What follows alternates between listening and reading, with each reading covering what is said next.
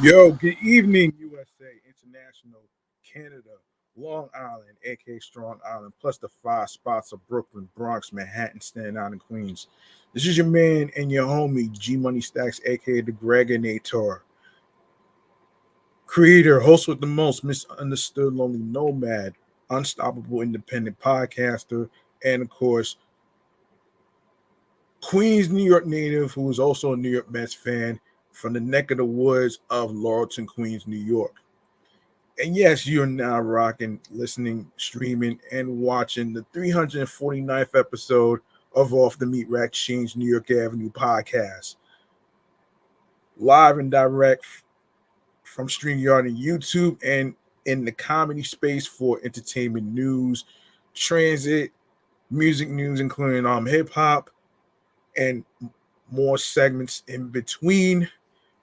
And how I'm feeling mentally, physically and spiritually, you ask though. I feel refreshed and reloaded. Yeah. Yeah, that part, man. Yeah, man. Look, with fall around the corner, man. I hope y'all ready.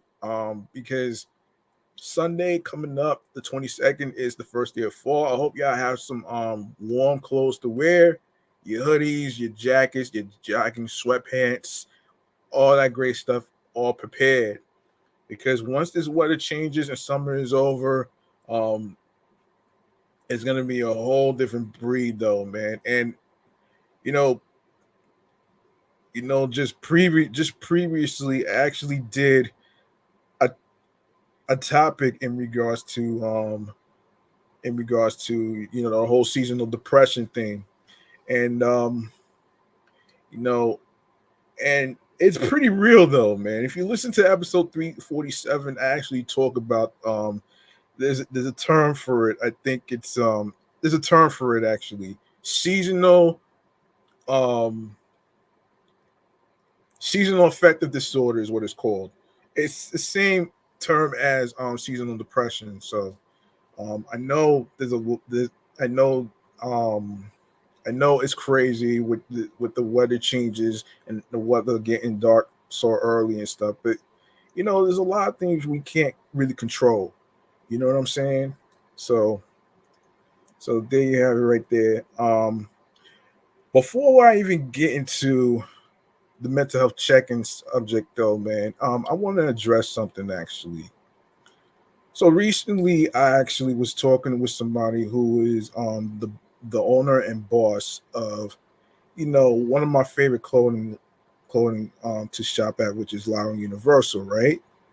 So as I'm copping an outfit, after I copped an outfit and all that other stuff, and I was telling him my situation in terms of my layup situation of big lots and stuff, right? And he understood I wasn't able to get any water for everybody and stuff, with everything being sold off and liquidized and stuff. Because at my job we have like a liquidator that's basically helping sell the shelves, the groceries, the cookies and everything else has been sold out already, and all that other stuff. And I'm doing the best I can to actually get me another job and stuff. So the the kicker is, as I mentioned, that three I did over 304. I dropped 347 and 348 last week. This person, I'm not going to say his name on here, right? I'm not going to say his name on here. This person said that that's not enough, and he expected me to do like a review on the outfits that I buy by filming myself or whatever case scenario may be. The problem is that I don't have a friend of mine who is a cameraman to actually film me shopping and stuff. And the thing about that though, man, it's like time fucking consuming, man. It's time consuming. I'm already putting my energy into creating content and episodes of this podcast right here for you folks out there, for you to listen and hear me out on the topics that I actually research and stuff. So um, I can't say and promise that I'm going to be able to do reviews for black owned businesses and all that other stuff because it's time consuming and it's very difficult to actually film myself because I don't have a cameraman to actually film me. You know what I'm saying? But to say that's not enough. Look, what I do, I am providing y'all a relief. I'm providing y'all look because you folks probably had a hard long day at work, stressed out and all that other stuff. So this is where the comedic chops comes in and stuff like that. So you know, ain't no way in the fucking hell I ain't going to be doing all that filming and then and then people try to be in my private affairs and stuff, which I'm a little hesitant to. I'm a little hesitant to do that and all that other stuff. But um anyway, man, to say that it's not enough, wait till this podcast right here hits the fourth anniversary. And when it hits the fourth anniversary, that person is going to be eating their fucking words, okay? This is a grind for me. This is a fucking grind for me. Took me years for me to build up my YouTube channel and everything else. All right. Now, as a podcaster host, I'm not really too worried about the amount of subscribers, the amount of everything else whatsoever. Well, subscribers is cool and all, but at the same time, like you gotta have fun with your shit that you started, that you created. You gotta have fun. And I feel like we get caught up with the numbers and all that other stuff. I mean, the amount of views is nice and all, but at the same time, like, does it define you?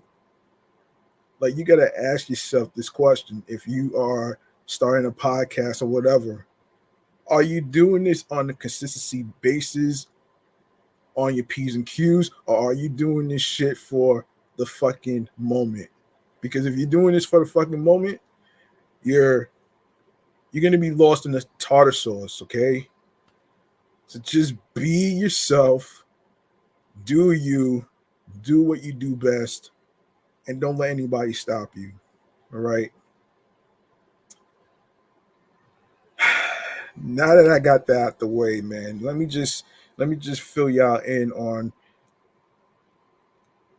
you at home subscribing to the YouTube channel. Be sure to enable alerts for when new episodes are recorded and uploaded to the YouTube channel page.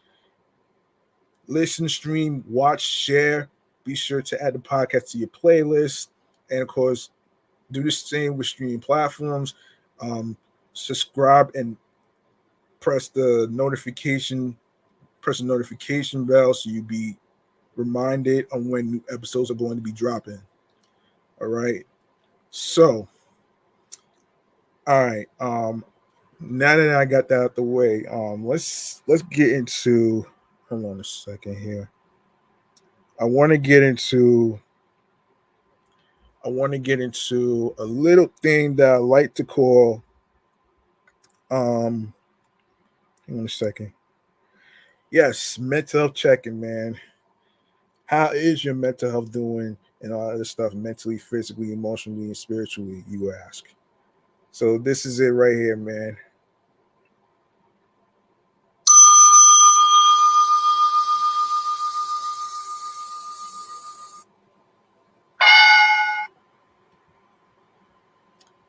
All right.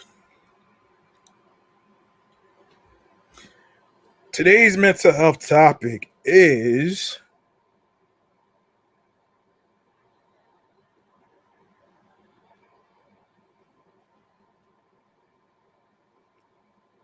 hang on. Psychotherapy. Now, what is psychotherapy, you ask? Okay, let me fill you in on what that is. All right, psychotherapy, which is also called talk therapy, refers to a variety of treatments that aim to help a person identify and change troubling emotions, thoughts, and behaviors. Most psychotherapy takes place one on one with a licensed mental health professional or with um, other patients in a group setting.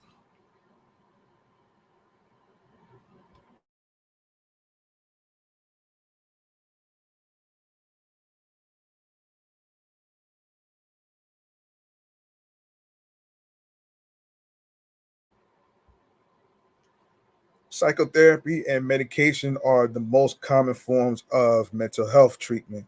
Um, So this is from the website, which is the National Institute of Mental Health, which is NIMH, which has information on mental health medications.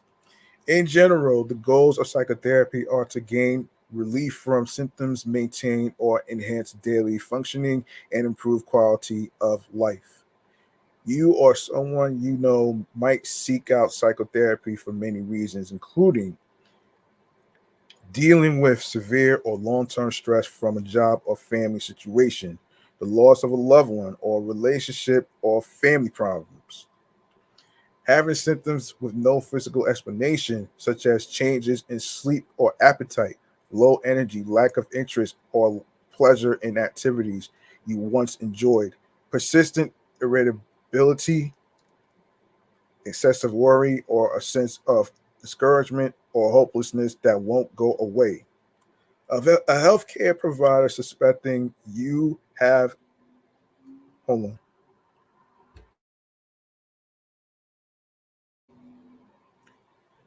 you have or diagnosing you with a mental disorder that is interfering with your life, supporting a child or family who has been diagnosed with a condition affecting their mental health.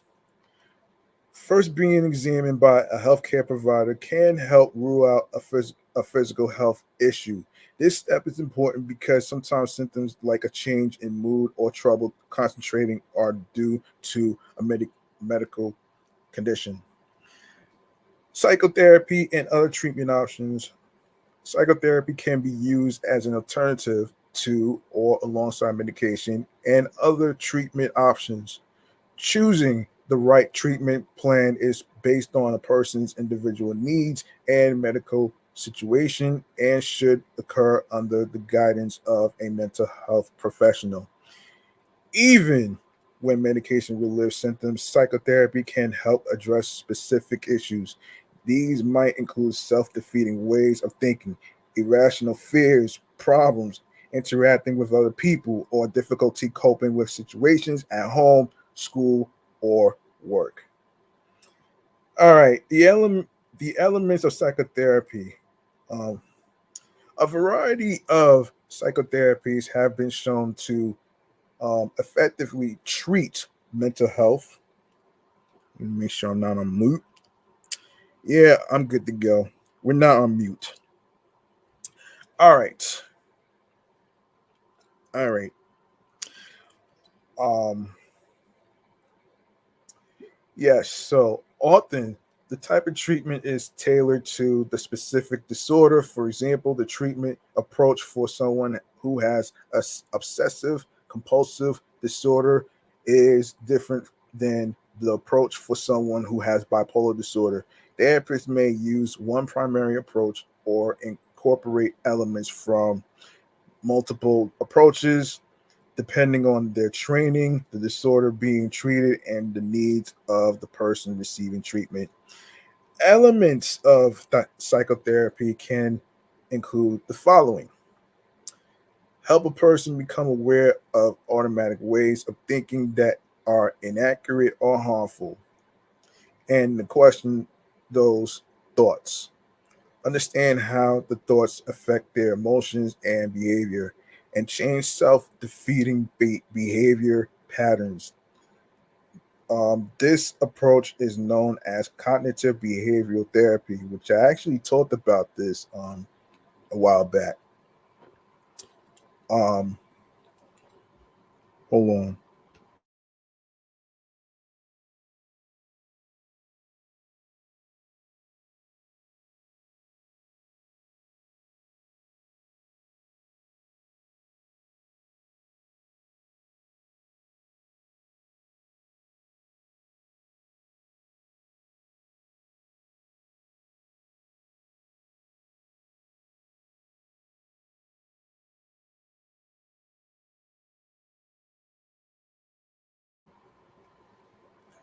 Identify ways to cope with stress and develop problem solving strategies.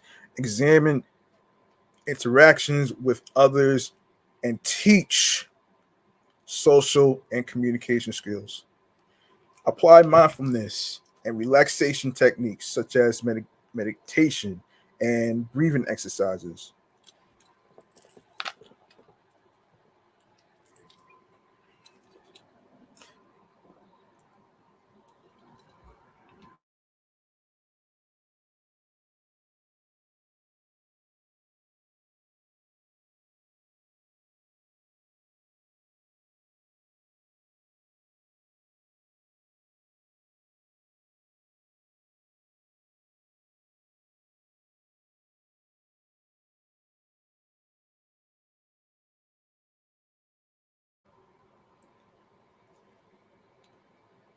Use exposure therapy for anxiety disorders, in which a person spends brief periods in a supportive environment, learning to tolerate the stress caused by certain items, ideas, or image scenes.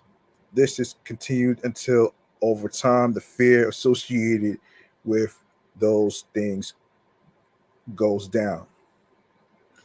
Track emotions and behaviors to raise awareness of their impact on each other. Use supportive counseling to explore troubling issues and receive emotional support. Create a safety plan to help with thoughts of self harm or suicide. Recognize warning signs and use coping strategies such as contacting friends, family, or emergency personnel. There are many types of psychotherapy. Therapies are often variations of an established approach, such as CBT. There is no formal approval process for psychotherapies like there is for medications by the US Food and Drug Administration. However, for many therapies, research involving large numbers of patients has provided evidence that the treatment is effective. These evidence based therapies have been shown to reduce symptoms of depression, anxiety, and other mental disorders. NIMH's health topic pages list some of the evidence based therapies used to treat specific disorders. And what should I look for in a therapist, you ask? Therapists have different professional backgrounds and specialties. The approach of a therapist uses depends on their training and experience and the disorder being treated.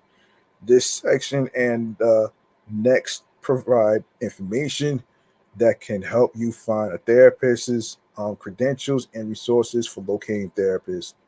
Once you have identified one or more possible therapists, a preliminary conversation can help you understand how treatment will proceed. And if you feel comfortable with the therapist, report and trust are essential. Discussions in therapy are deeply personal, and it's important that you feel comfortable with the therapist and have confidence in their expertise. These preliminary conversations may happen in person, by phone, or virtually. Consider asking the following questions. What are the credentials and experience of the therapist? Does the therapist have a specialty? What approach will the therapist use to help you? Do they practice a particular type of therapy? What is the rationale for the therapy and it's evidence based? Does the therapist have experience in diagnosing and treating the age group? Um, For example, a child and the specific condition. If the patient is a child, how will parents or caregivers be involved in treatment? What are the goals of therapy? Does the therapist recommend a specific time frame or number of sessions? How will progress be assessed? What happens if you or the therapist feel you aren't starting to improve? Are medications an option? Is this therapist able to prescribe medications? Are meetings confidential? How is excuse me, confidentiality assured? Are there limits to confidentiality? If you have been in therapy for what feels like a reasonable amount of time and are not getting better, talk to your therapist.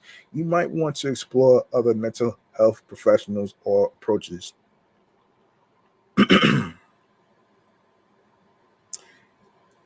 How can I find a therapist, you ask?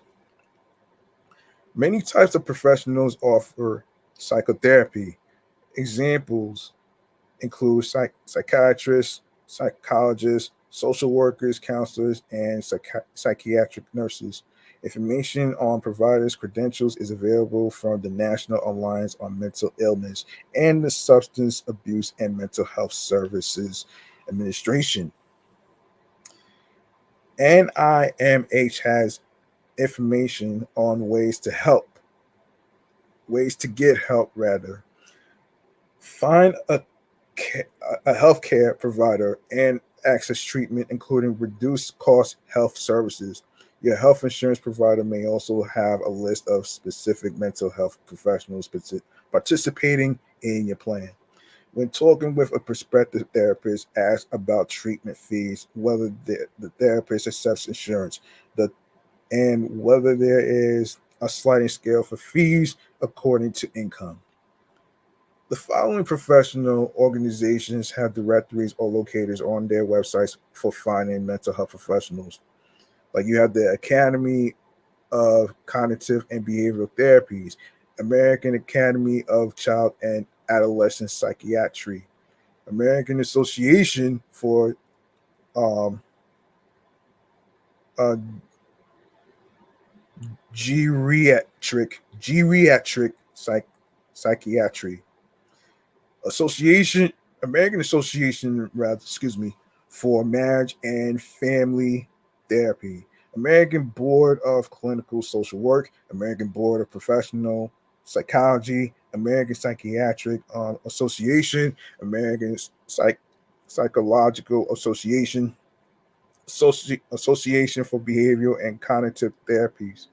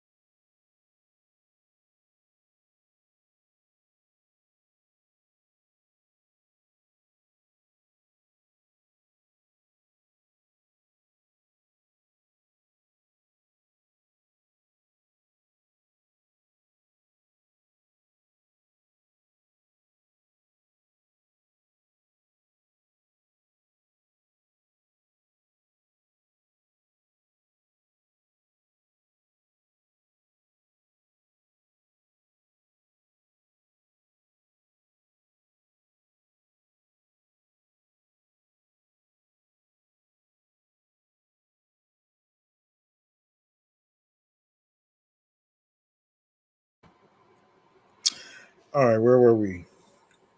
Where were we?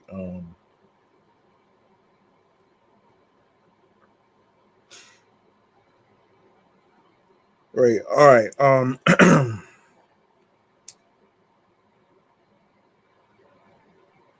Yes. Where were we? Yes. So, Association for Behavioral and Cognitive Therapies, National Association of Social Workers, National Register of Health Service Psychologists, Psychology Today, and Society of Clinical Psychology, National Advocacy organizations provide information on finding mental health professionals, and some have locators for finding a therapist on their websites.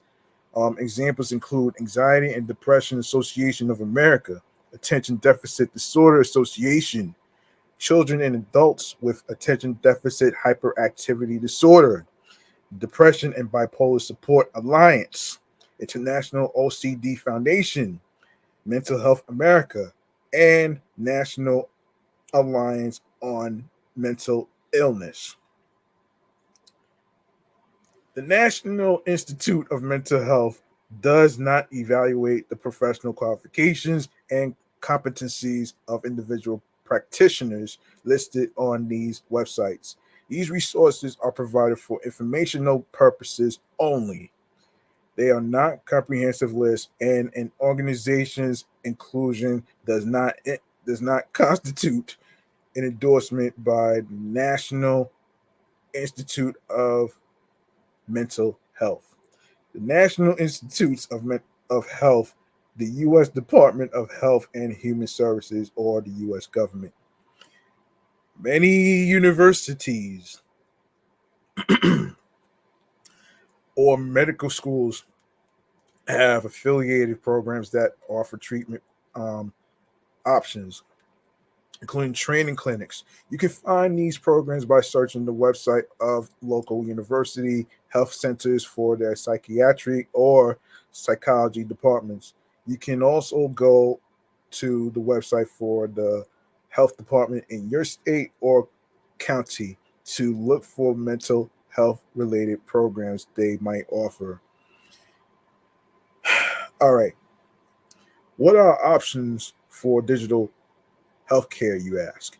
The telephone, the internet, and mobile devices have created new opportunities for readily available and accessible treatment, including in areas where mental health professionals may not be physically available. Some of these approaches involve a therapist um, providing help at a distance.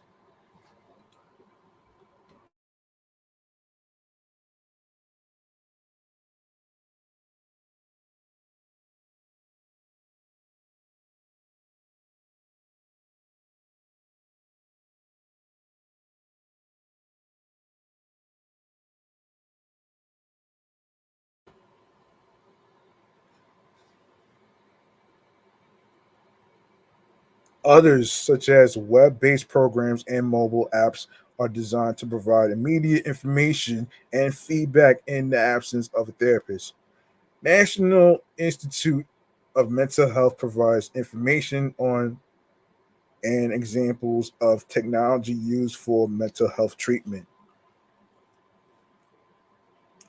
How can I learn more about mental health care? According to the fact sheets, it includes children and mental health. Is this just a stage?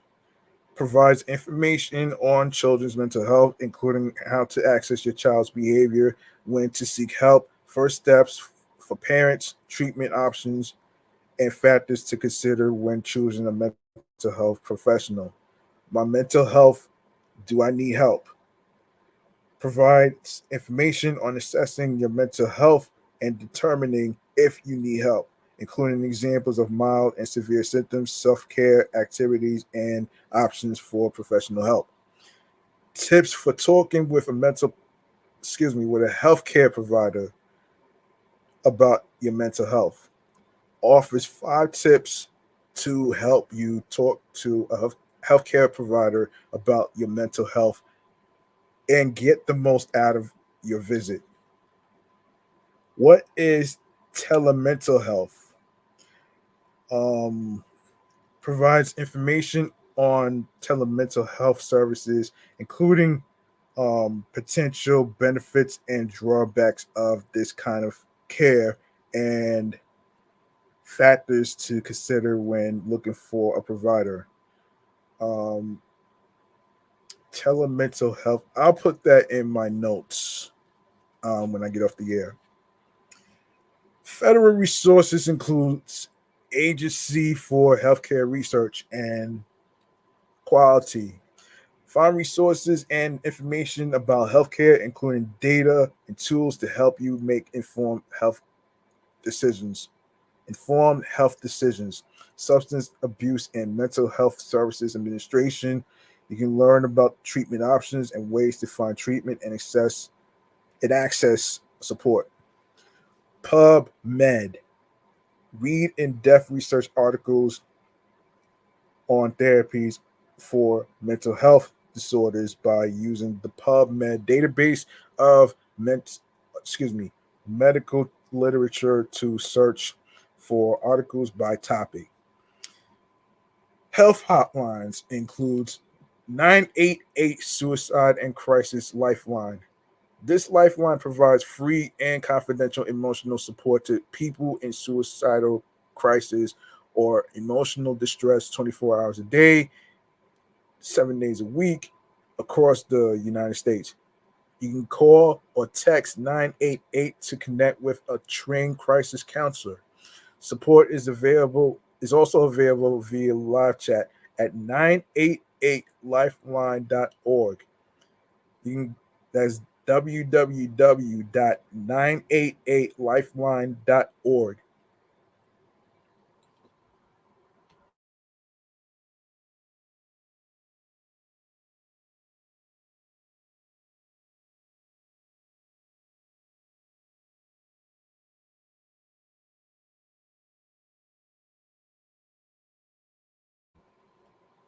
Disaster distress helpline. People affected by any disaster or tragedy can call this helpline. Sponsored by um, SAMHSA. To receive immediate counseling, call or text 1-800-985-5990 to connect with a trained professional from the closest crisis counseling center within the network. SAMHSA's National Helpline. This helpline provides free and confidential treatment referral to local facilities, support groups, and community based organizations 24 hours a day, 7 days a week. Um, um, you can call 1-800-662-HELP. That's 1-800-662-HELP, which is 4357. That's 1-800-662-4357. Veterans Crisis Line. This crisis line is a free, confidential resource for veterans of all ages and circumstances. Dial 988 and press 1, text 838255 or chat online to connect with 24/7 support. 24/7 support. All right? So there you go, right there, man. And if you like to learn more about psychotherapies and any other hotlines that I just mentioned here, you can go to www.nih.nih.gov/health topics psychotherapies. All right.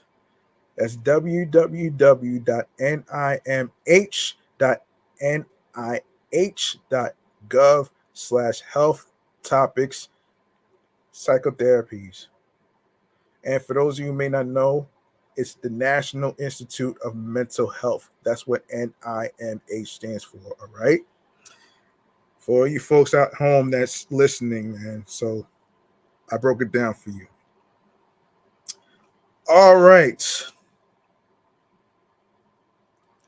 All right. Let's see. Let's see.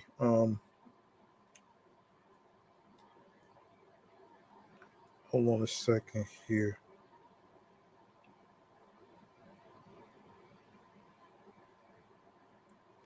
We got an issue of a subway slasher in Queens that we need to get into right here. Actually. So, um, here it is: the New York Mass Transit Files. Let's do this.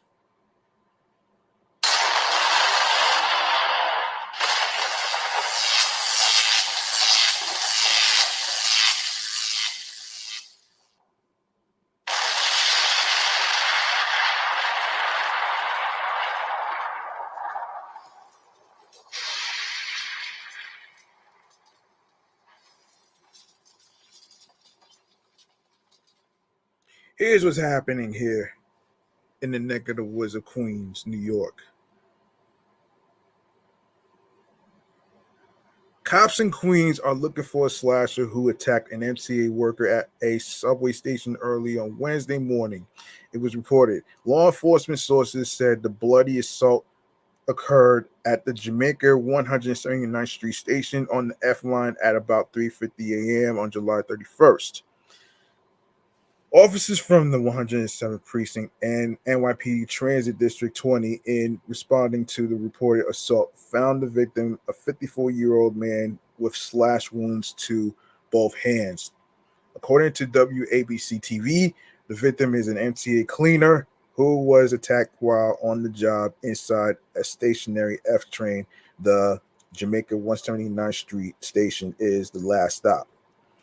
Reportedly, an unidentified shirtless suspect approached the victim, engaged him in a dispute, then pulled out a knife and went on the attack.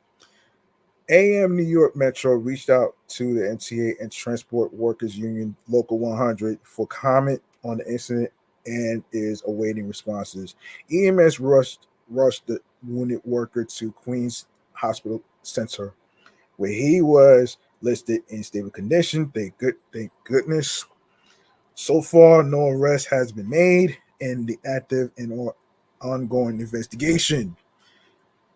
Anyone with information regarding the assault can call Crime Stoppers at 1-800-577-TIPS.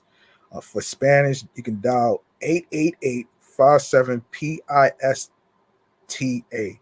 You can also submit tips online at crimestoppers.nypdonline.org or on X, formerly Twitter, NYPD Tips. Overall, subway crime has dropped by more than 6% during the first 6 months of 2024, according to the NYPD. Year to date, in the 107th precinct through July 28th, there had been 24 transit crimes, up from 22 tallied at the same time in 2023. Damn, that's crazy. Let's see what else we got to talk about here. What else we got to talk about here in transit news? Let's see.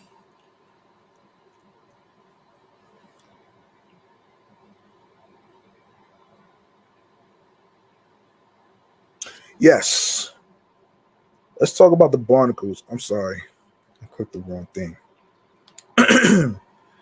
Yeah, we're going to talk about the barnacles in a sec. Let me just make sure I got all my info and topics here. Um,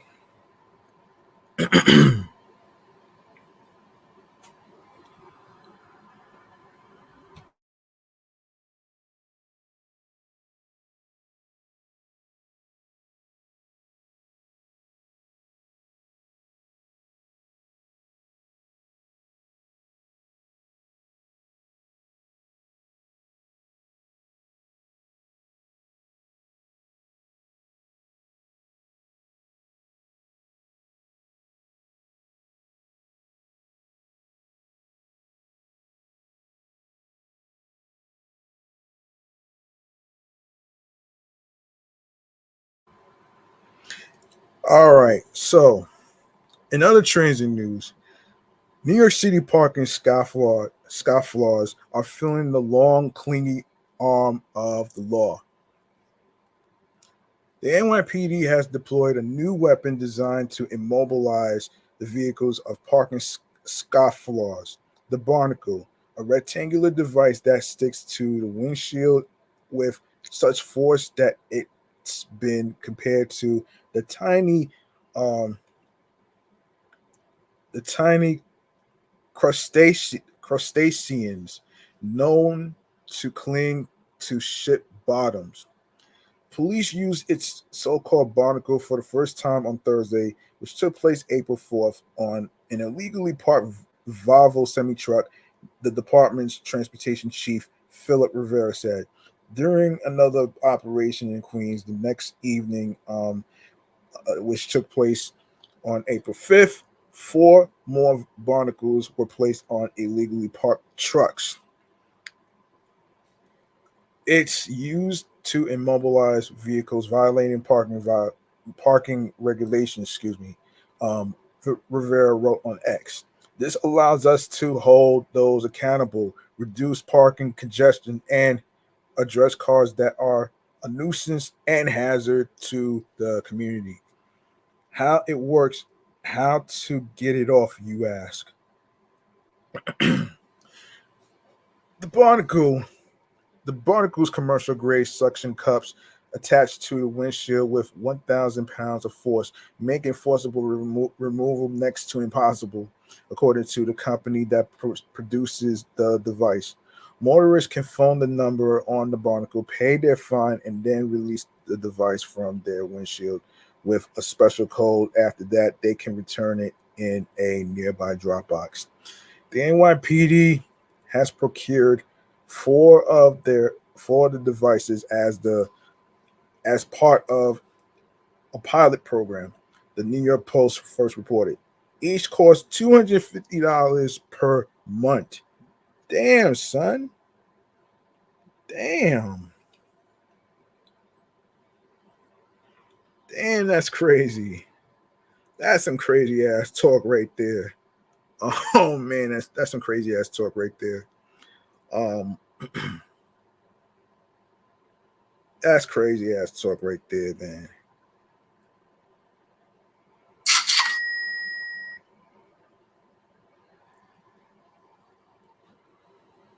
All right. The barnacle does not technically immobilize the car like a boot that attaches to a driver's wheel, but it makes it impossible to see where one is going. Any attempt to tamper with the device or drive while the barnacle is in place causes it to blare out a deafening alarm.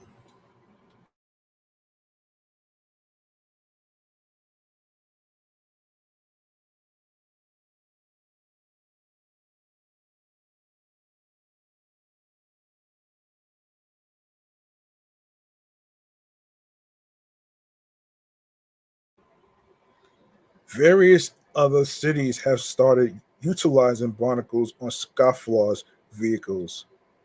The company said reaction has been extremely positive in Charleston, South Carolina, noting cops found barnacles easier to deploy than boots, while for drivers, there was no chance of not seeing the boot and damaging their car rims. Universities have also used the barnacle on illegal parkers, though back in 2020, students at the University of Oklahoma discovered a hat to get the barnacle off their windshield by running the defroster and then picking it off with a credit card. Damn. Um Next we have let me see. Hang on.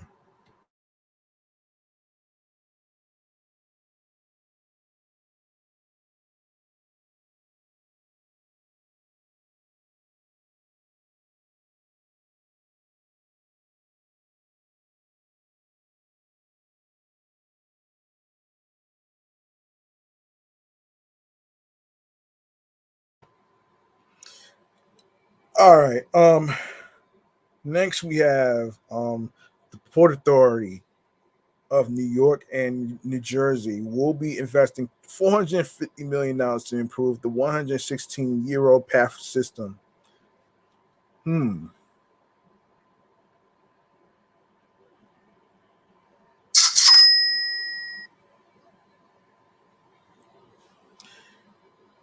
Upgrades include stations, tracks, and other critical equipment. The 2 year Path Forward program focuses on improving reliability and modernizing stations on the fifth busiest rapid transit system in the United States. Critical infrastructure throughout the system, including rail cars, bridges, tracks, and track switches, will be repaired or replaced. At four PATH stations, major renovation work through Path Forward will upgrade floors, ceilings, stairways, electrical systems, and more. Work is already underway at the grocery stop, where the first phase of station rehabilitation work was completed in March. The second phase began April 6th with eastbound trains bypassing the station on weekends to accommodate the ongoing work through approximately late June, which already took place already. Um,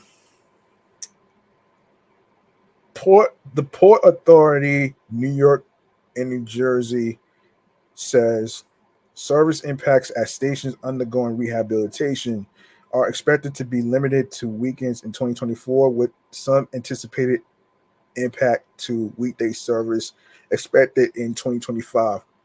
To allow riders to plan ahead, PATH will provide at least 5 months notice ahead of anticipated service impacts. PATH will conduct ro- robust outreach with riders, elected officials, community leaders, and other stakeholders ahead of upcoming service changes or disruptions. PATH leadership is planning at least 3 sets of community information sessions in April, with additional sessions anticipated as work progresses. PATH is critical to um, the entire region, not because it moves trains, but because it connects people with what matters most, like job and educational opportunities, friends and loved ones, said um, Port Authority, New York, New Jersey Chairman Kevin O'Toole. Through Path Forward, we're making investments to ensure that journey is as smooth and stress free as possible, minimizing delays and maximizing dependability for thousands of daily riders. For some portions of the 116-year-old path system are showing their age, said Port Authority, New York, New Jersey Executive Director Rick Cotton. With Path Forward, we're fast tracking our efforts to modernize the system and make sure riders have a smooth trip as we renew our infrastructure, refurbish our trains, and refresh our stations. Port Authority, New York, New Jersey notes alternative service options will be made available as appropriate for major disruptions, which may include cross honoring by New Jersey Transit and New York Waterway Ferry service, as well as shuttle bus service. This investment in our future is an investment in our customers, said um, Clarel de Grafe. Clarel de Graff, General Manager and Director of PATH. No one likes service disruptions, which is why we're committed to transparency and direct communication with riders throughout this initiative. At the end, it will mean a much improved, reliable, and resilient path system, track bridge, and electrical work. Replacing tracks and switches and upgrading bridges will make the system more reliable, minimize delays, and speed rides. Hackensack Bridge, track switches on both sides of the path lift bridge over the Hackensack River will be entirely replaced and rebuilt. In addition, the lift control system for the movable bridge will be rehabilitated, improving reliability for a major point of failure that impacts the entire path system. Track stabilization, a variety of projects targeting the most critical deteriorated segments of the track system will replace and rebuild track, improving reliability system wide. Railcar rehabilitation. Key components of PATH railcars will be replaced to reduce the time between mechanical breakdowns and failures, improving the reliability of the system. Hoboken track work. The existing track switching network outside Hoboken Station will be rebuilt and improved. Stations include Grove Street. Rehabilitation is underway with half of the 20 weekend project now complete. In case nobody knows, this is according to the people from masstransitmag.com.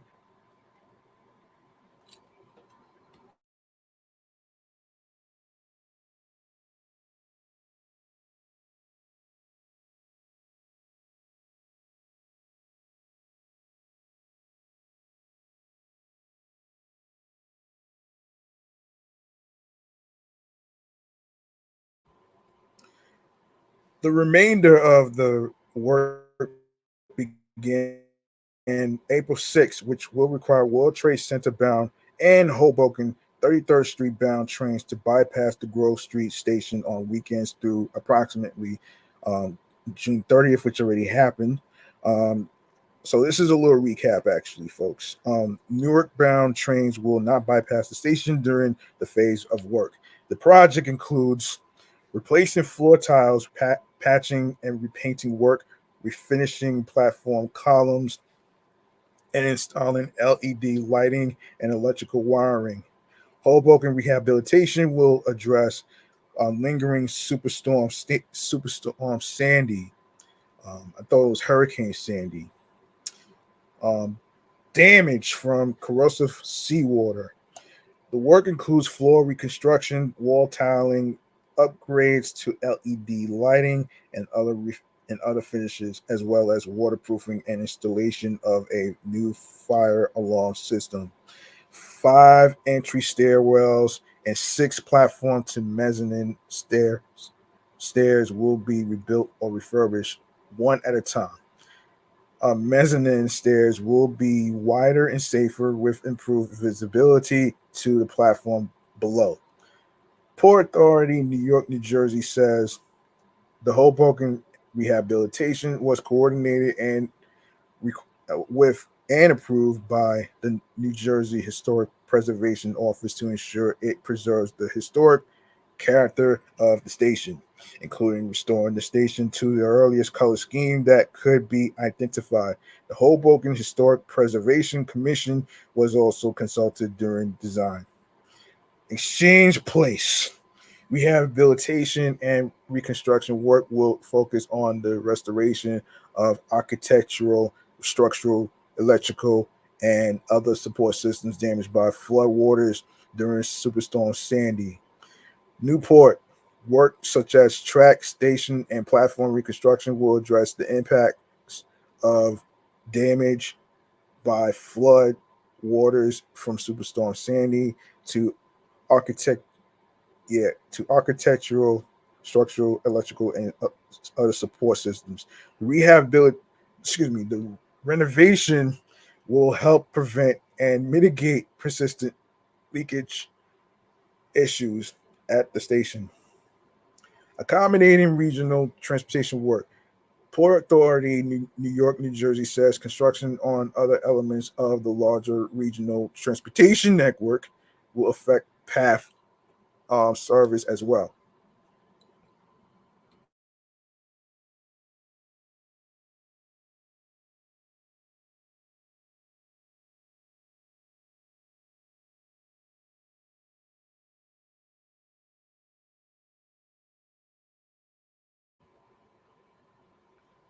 Through Amtrak and the Gateway Project, new power lines will be installed across path tracks, and the Sawtooth Bridge carrying Amtrak and New Jersey Transit trains between Newark and New York will be replaced adjacent to path tracks, building towards path forward.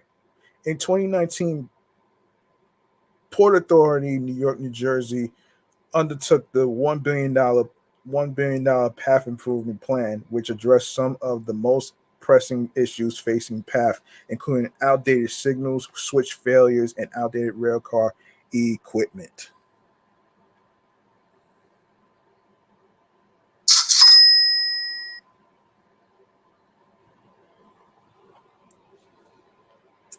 The results of the plan allowed 9 car trains to debut on the Newark World Trade Center line in March 2023. Additionally, PATH built a new accessible station house at the Harrison station, that opened in February 2024, which was this year. Path launched its pilot of the tap and go fare payment system in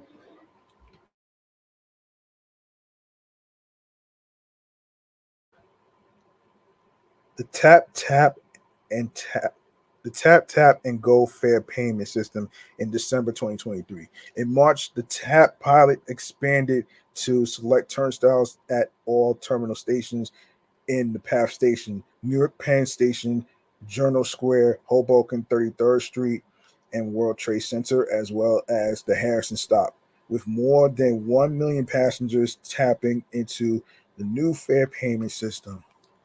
All right. Okay.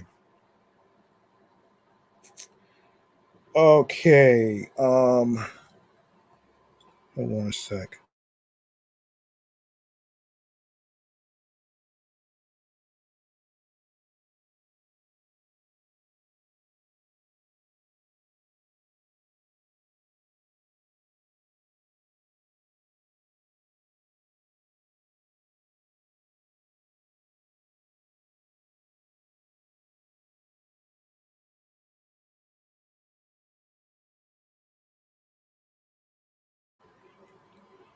All right. We need to talk about a recent incident involving the Queens-Midtown Tunnel of a water main break. That's going to be the next segment of this episode right here, chatting all the jazz. All right. So for those of you who are new, chatting on the jazz is a segment in terms of what's going on in the trending topics that I will cover on a weekly basis. Wild, crazy, fun topics. Okay.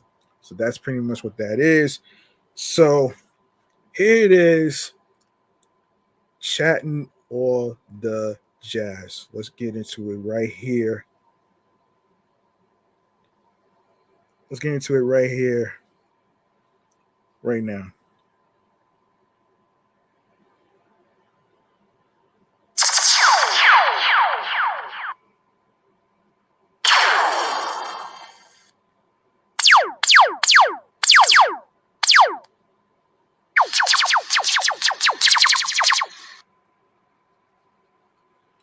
We got a water main break to talk about, according to the Gothamists.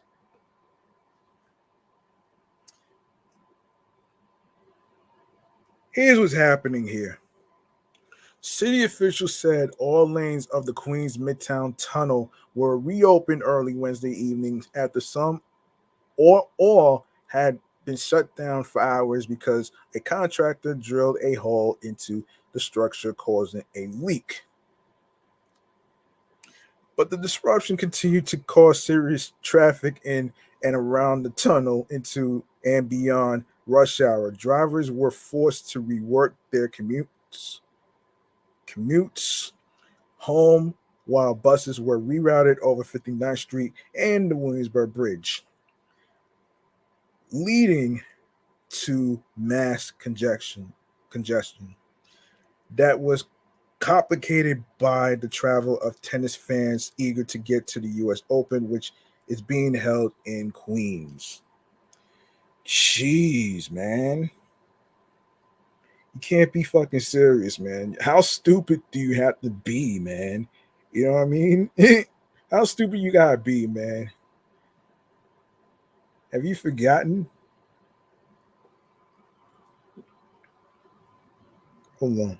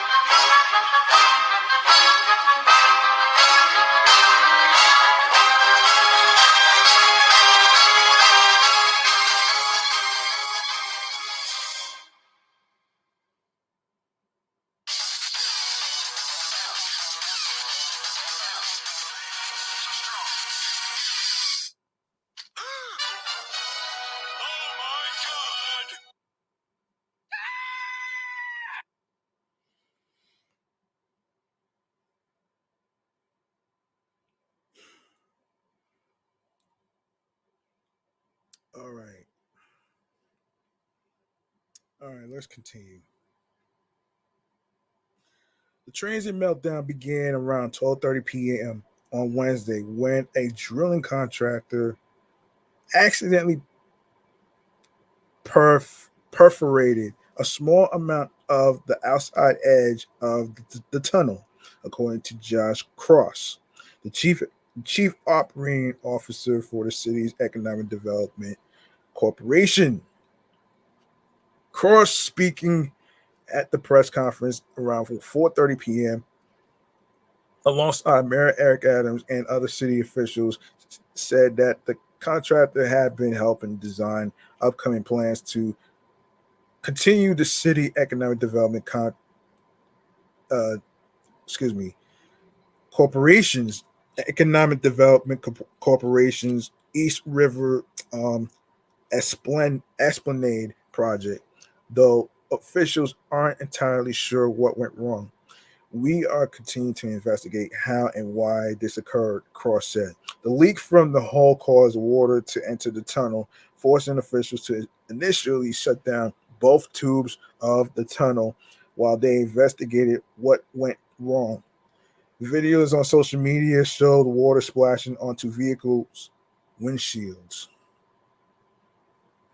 The contractor drilled a hole that was 2.5 inches in diameter through the cast iron liner above the exhaust ducts. The exhaust duct. MTA Bridges and Tunnels President Kathy Sheridan said the press conference, "We hope it will be within hours and not days." She said the contractor drilled through 50 feet of water and another 50 feet through soil, then into the tunnel. An emergency contractor plugged in the leak initially, but officials plan to eventually replace that plug with a permanent barrier made out of steel or concrete. An initial social media alert from the MTA this afternoon described the issue as a water main break, but officials later clarified that was incorrect. So yeah, let's. All right, so that's about sums it. Yeah, man. What the hell is this? I don't want that. Anyway,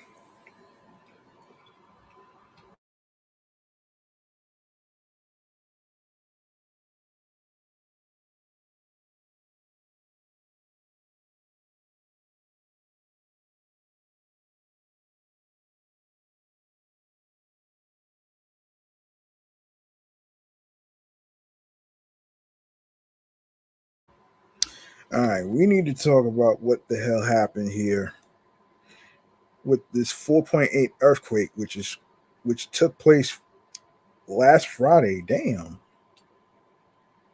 Um.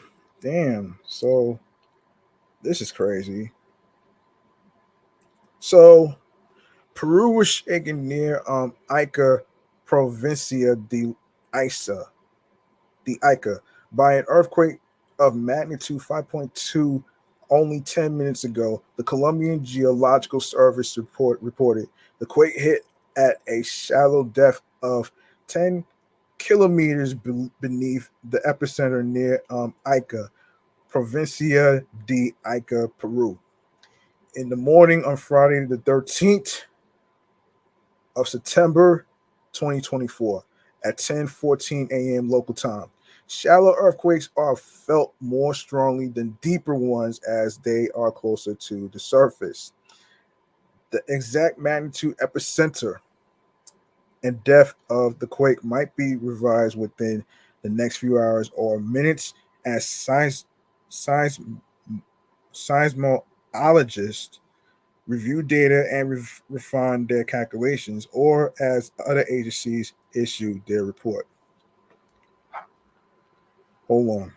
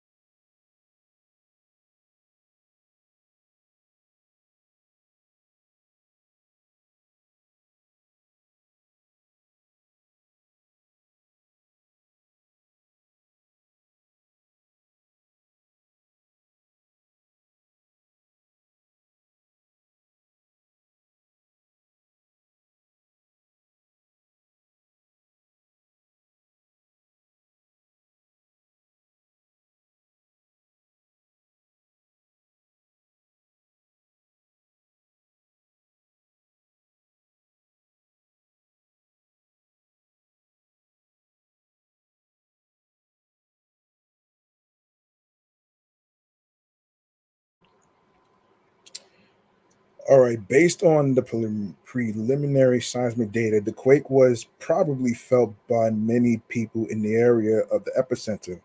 It should not have caused significant damage other than objects falling from shelves, broken windows, etc. Wow. Wow.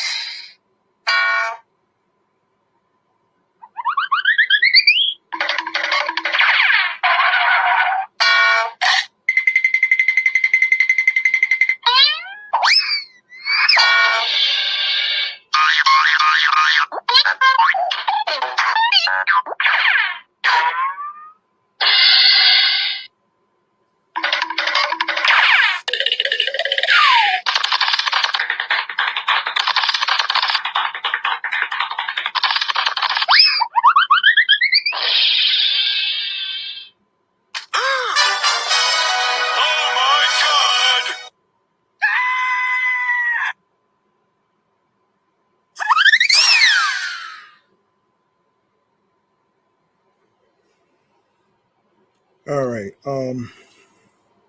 Where were we?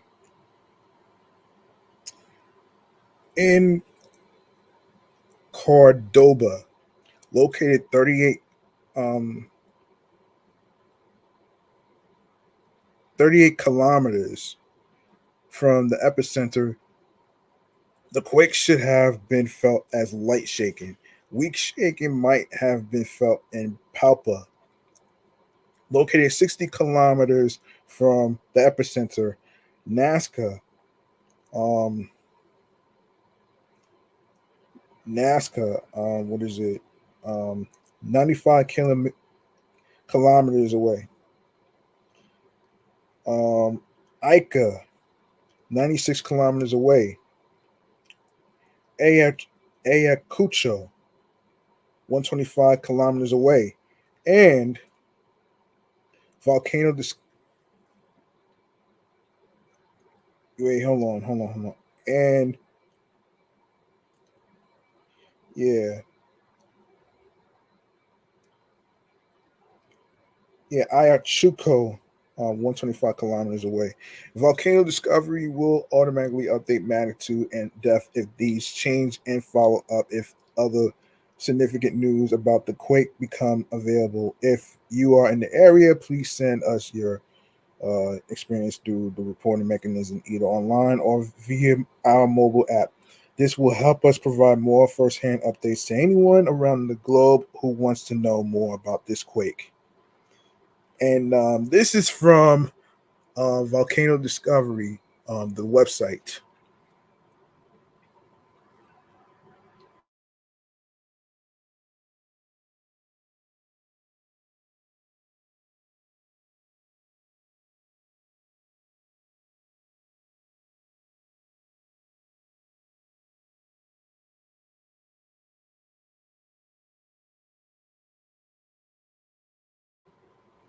All right, we got some.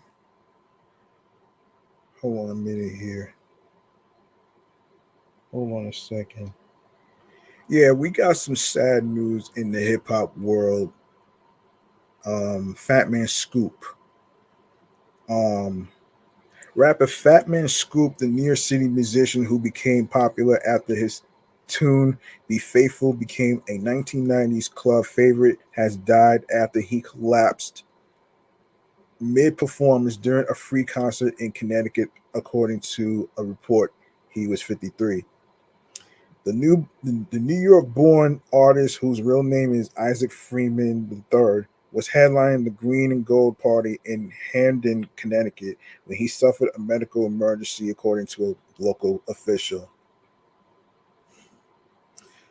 The video posted to social media captured the shirtless Freeman hyping up the crowd at Town Center Park as he stepped up to the DJ booth's platform and collapsed out of the audience's view. People could be seen performing chest compressions behind the screen of the DJ set as other performers on stage led the crowd in prayer, according to the video and multiple reports. Authorities were called to the park at around 8:33 p.m. According to TMZ, he was advertised to start his concert at 7:15. Freeman was stretchered off the stage and transported to a local hospital. The park is located 6 miles north of New Haven, Connecticut. Hamden Mayor Lauren Garrett confirmed Fatman Scoop experienced a medical emergency before being transported to a hospital by ambulance. Please keep him in your thoughts and prayers, Garrett posted on Facebook.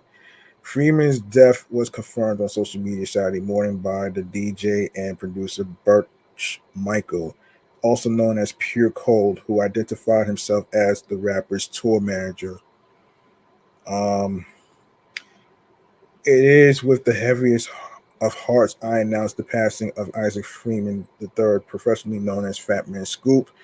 Michael wrote, I am honestly lost for words. You took me all over the world and had me performing alongside you on some of the biggest and greatest stages of the planet.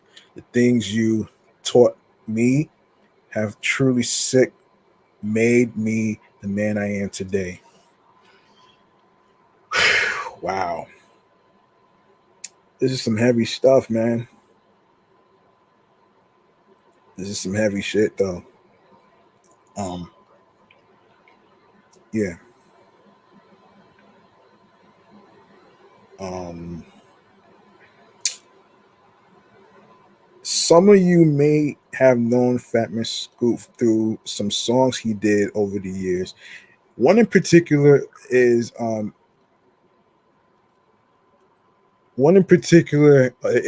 a song that I heard many times over the years, and it's with Timberland and Magoo called "Drop." That was one of my favorite songs, and he was featured in a song with Missy Elliott, and along with others. All right, so that's pretty rough, man.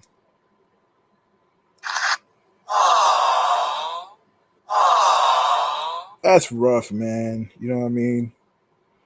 Um, yeah, that's rough, man. Seriously.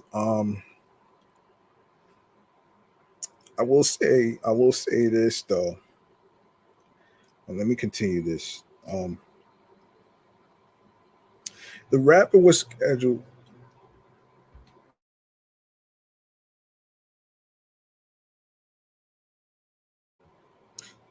The rapper was scheduled to perform at the event last month, but inclement weather forced the show to be rescheduled to the August rain date. Um, Fatman Scoop's death was also confirmed by remnants of Festiva in the UK, where Scoop was scheduled to perform on September 7th. His absence will be profoundly felt by everyone, the festival said in an Instagram post. He was not just one of our most our most favorite, our most popular performer. Excuse me. He was a cherished member of the Reminisce family. Um, Fatman Scoop's be Fatman Scoop's Be Faithful has earned him millions of views. He featured on Missy Elliott's Lose Control, which peaked at number 3 on the Billboard Hot 100 in October 2005. Um, he also appeared. He also appeared on Mariah Carey's Grammy nominated "It's Like That" and has done tracks with Timbaland and Magoo, Drop, Nick Cannon, and Skrillex. On Friday morning, Dice, Paso, and Fatman Scoop premiered the official music video for their new song "Let It Go." So, SIP to Fatman Scoop, "Sleep in Paradise." All right, all right. So let's lighten. Well, we can't really lighten things up here. Um, we got some Jonathan Majors shit to talk about here. Um, we got some Jonathan Majors shit to talk about here. Um, Jonathan Majors has landed his first film role since he was convicted in 2023 of domestic assault and fired from Disney's Marvel Cinematic Universe. He will star in the independent revenge thriller Merciless, to be directed by Martin Villeneuve. Villeneuve. Martin Villeneuve, the younger brother of Dune filmmaker Denis Villeneuve, confirmed the news of Major's casting to Variety. Written by Frank Hanna, the film follows a CIA investigator who goes to troubling lengths after the woman he loves is overpowered by sinister forces. It's expected to be filmed in Sat Sus. Wait, hold on. Saskatchewan in late fall. Forgive me for the mispronunciation. Um, Forgive me. Majors was sentenced in April to 1 year of domestic violence counseling after he was found guilty of assaulting and harassing his ex girlfriend. Per the Manhattan judge who presided over the 2 week trial, Majors must complete a 52-week in person program in Los Angeles. So it's unclear how it will overlap with the shooting schedule of Merciless. Throughout his publicized trial, Majors denied the assault allegations and maintained a desire to resume his career in Hollywood. His star had been on the rise before he was arrested in March 2023, having appeared in Ant-Man and the Wasp: Quantumania and Creed 3, as well as the Emmy-winning Lovecraft Country. Shortly after the guilty verdict, though, Marvel Studios severed ties with Majors, who played the central villain Kang the Conqueror, which is being replaced in Disney's Marvel Cinematic Universe. The 34-year-old actor was expected to appear in upcoming installations in the comic book franchise, including 2026's Avengers The Kang Dynasty. As part of the fallout, Majors was dropped by his manager, Entertainment 360, and his publicity firm, the lead company. He remains rep by the talent agency WME. Merciless is being developed by Sentient by producer Christopher Tuffin, who backed last year's box office sleeper hit Sound of Freedom. He plans to start a new media venture that refuses to let the court of public opinion and selective prosecution undermine great art and artists. In graduate school, I had the good fortune to study screenwriting under blacklist scribe Millard Lampo and learned from him and the dangers of letting politics undermine due process and deprive artists of their careers, Tuffin said in a statement.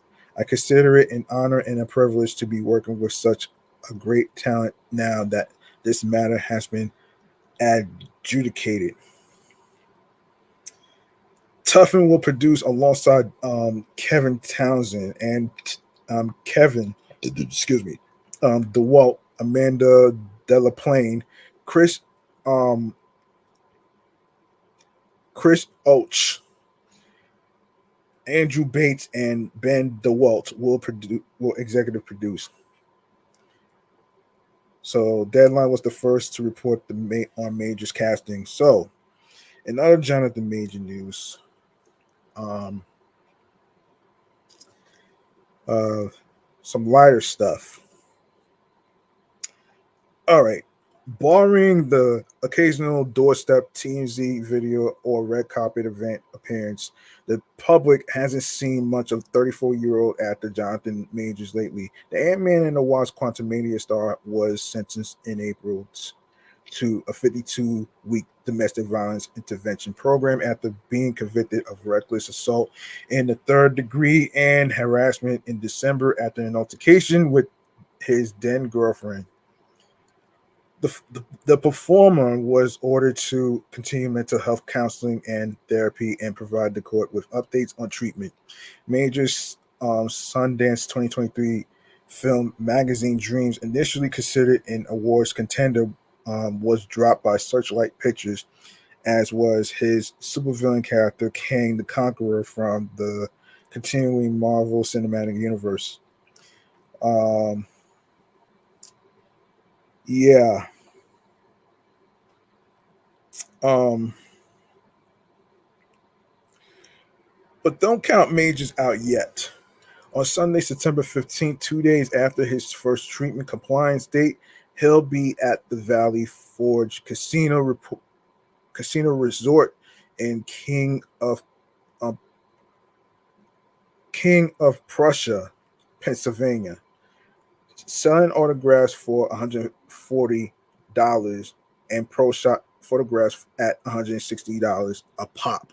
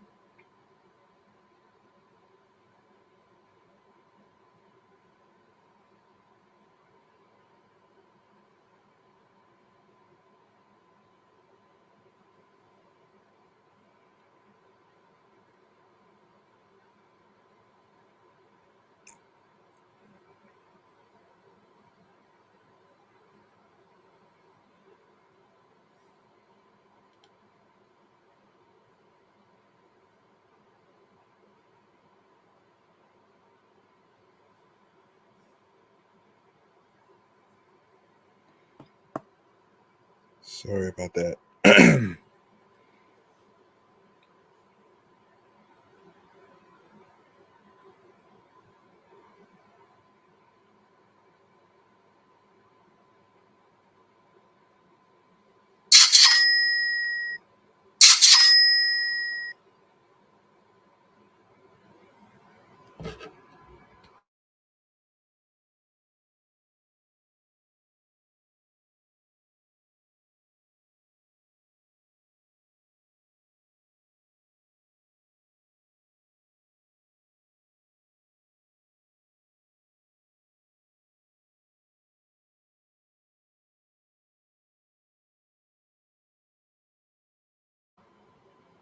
The occasion is the famous Monster Fest, run by the revived fan journal of note Famous Monsters of Filmland, which runs from Friday, September 13th through the September 15th.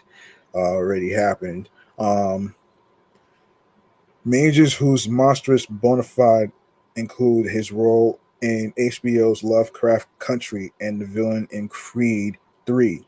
will be joined in the autograph room by Star Trek's George Takei, original Kiss drummer Peter Criss, the cat, Andy Serkis, Star Crash Heroine, and Bond girl Caroline Monroe, Kane Hodler, um, from the Friday the 13th films, Tyler Main, who from the Halloween movies, and several others. Majors does seem to be the marquee draw, judging by his rates.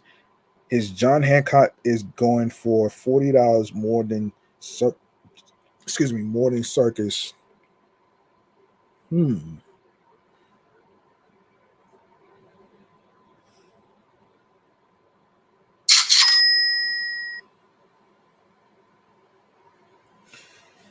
Um.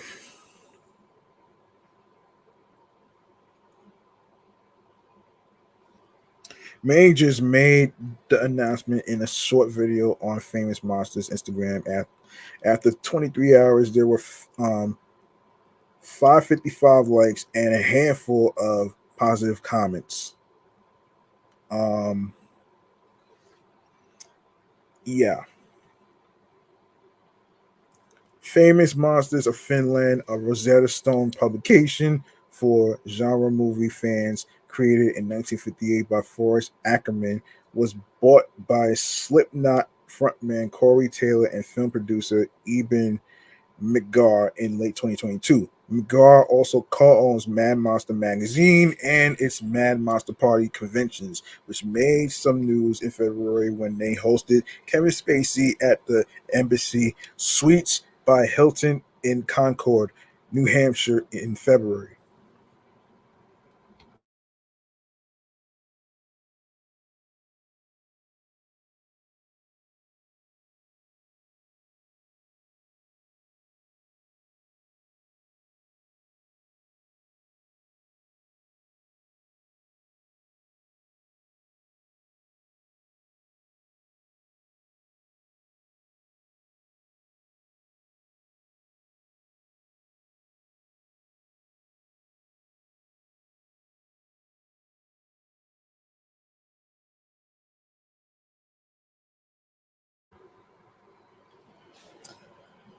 All right. Where were we?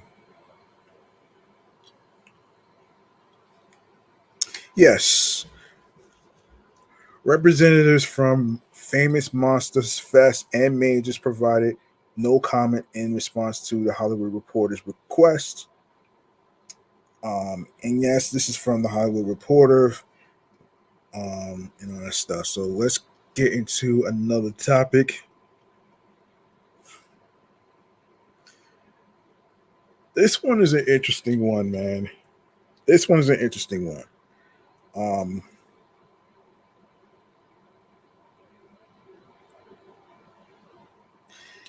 yes, and of course, we're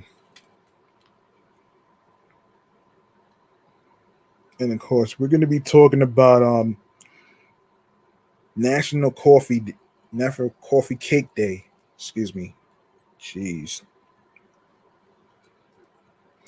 Um, how the hell did I do this?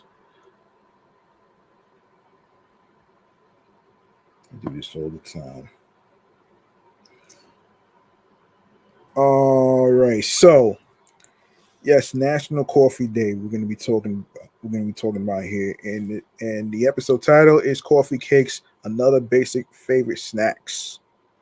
So that's pretty much everybody's favorite, though, man. I know, I know, mine's my favorite. I know yours got to be favorite too. Yours has to be your favorite too. Anyway,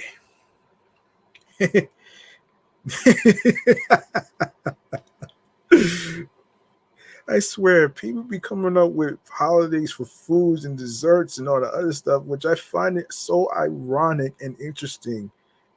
And that's what gets me so intrigued about this topic right here. And National Coffee Day is held every year on April 7th.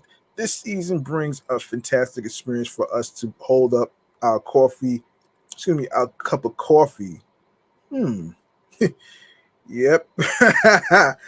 Oh man, coffee cake. That shit is delicious though. We can also try out new recipes for making a yummy and tasty super coffee cake. Wow, it's another time for us to extend that hand of love to our neighbors and pals with a smashing recipe for coffee cake. And guess what? Making a delicious coffee cake would cost you just about a little time to get it all ready and done with. And you can treat the receiver to a heartwarming delicacy. Would you love to try out something new? Here we go.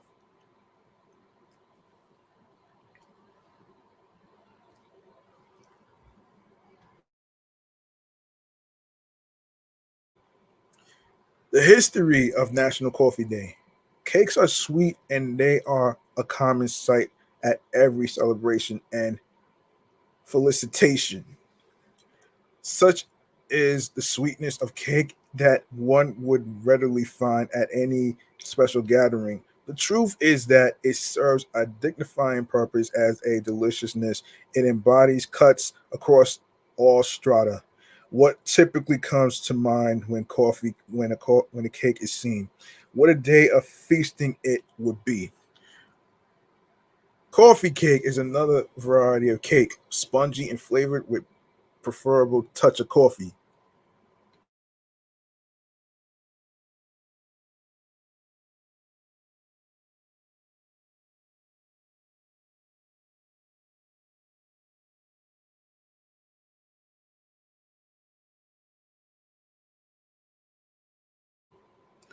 Basically, this cake is eaten while taking gentle sips of coffee or tea, denoting the name coffee cake. We love coffee cakes. We hope you do too. The inventor of coffee cake is not exactly known. However, it appears that this amazing cake evolved from several other confectionaries through the ages spanning the 16th and 17th centuries. Historically, the first known cake originated in Dresden, Germany. Subsequently, the Danish began and practically institutionalized the culture of eating cake while taking a swipe at coffee, and, and as a result of this, coffee cakes evolved as one of their diverse traditional and cultural patterns. Coffee cakes come in an array of multiple ingredients, some of which include delicious flavors such as tart cherry, pecan custard, sweet cinnamon apple, and so much more. The coffee cake has stayed around for more than 100 years and has been enjoyed by all and sundry.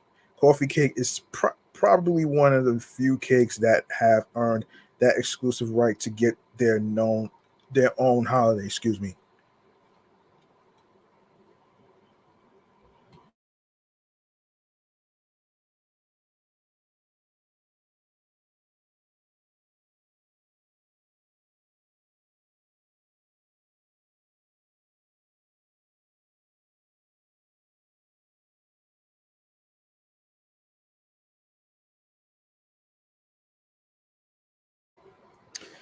Let's check out the National Coffee Cake Day timeline. Starting with the 1400s, the invention of cake. The invention, evolution, and popularity of cake begins in Egypt and gains widespread acceptance in Germany. 1600s, the arrival of coffee in Europe. Coffee is introduced to Europe for the first time and is consumed by the general public. 1850, the literary mention. Coffee cake is referenced in literary material. 1965, the popularity of coffee cakes. The popularity of coffee cakes spreads throughout New York, New Jersey, and Delaware as a result of immigration. National Coffee Day, National Coffee Cake Day related content. Okay, wow. So why is it called coffee cake? Because some recipes contain coffee in them, but mainly because this type of cake is eaten while drinking coffee. How long a coffee cake good for? A freshly baked coffee cake can stay unspoiled for about 1 week in the fridge when it is properly stored. Can coffee cake stay fresh in the fridge? Yes, it can. It is, however, ideal to cover the coffee cake with foil or plastic wrap when refrigerating to prevent it from drying out. All right, so National Coffee Cake Day activities. You can bake a coffee cake. Oh, cake lovers, this is absolutely that time of the year to try out something delicious. If you are a lover of baking, why not celebrate this coffee cake day by jumping on that special recipe and making something delicious out of it? That's number one. Number two, cut yourself a slice. The taste of the pudding is in the eating. Cut some slices of super tasty coffee cake for yourself, friends, and neighbors, and make this day memorable for all. Celebrate with others. That's number three. A day like this should be shared with our loved ones. We encourage you to facilitate with your pals and colleagues. Share fun pictures of your cake and post on social media with the hashtag National Coffee Cake Day. It's all fun and vibes. Five fun facts about coffee cake. Yes, number one, it originated in Germany. The first known coffee cakes are thought to have originated rather in Germany in the form of sweetbreads.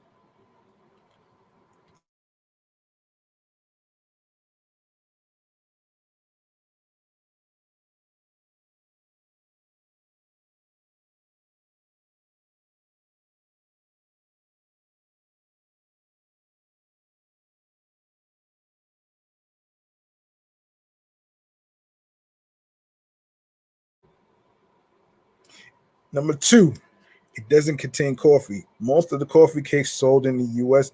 don't contain coffee as a major ingredient. Number three, the recipes found in early cookbooks.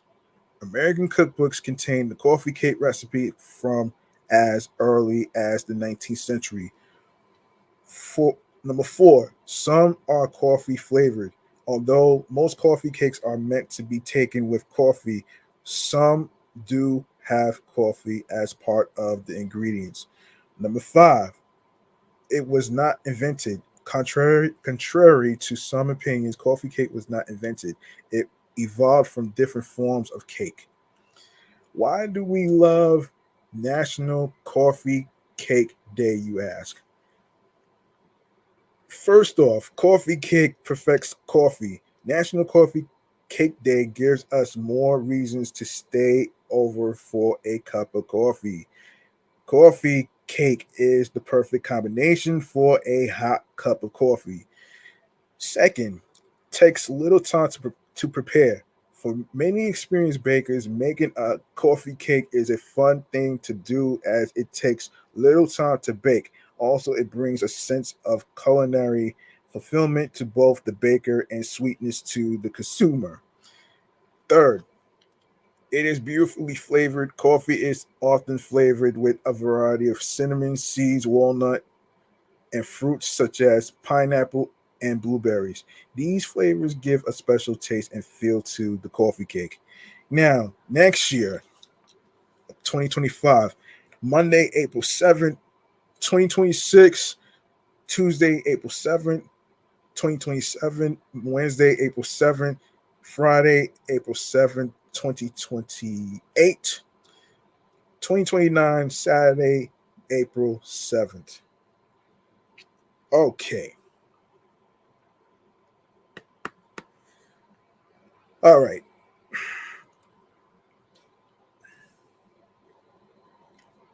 Hold on 1 second. What is going on here?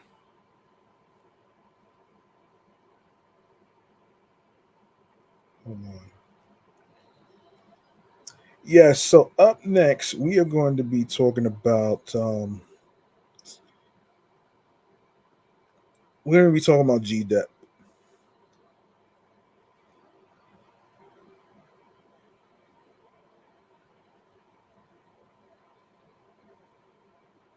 I'm gonna save the Diddy situation for a future episode. I'm not gonna talk about it here.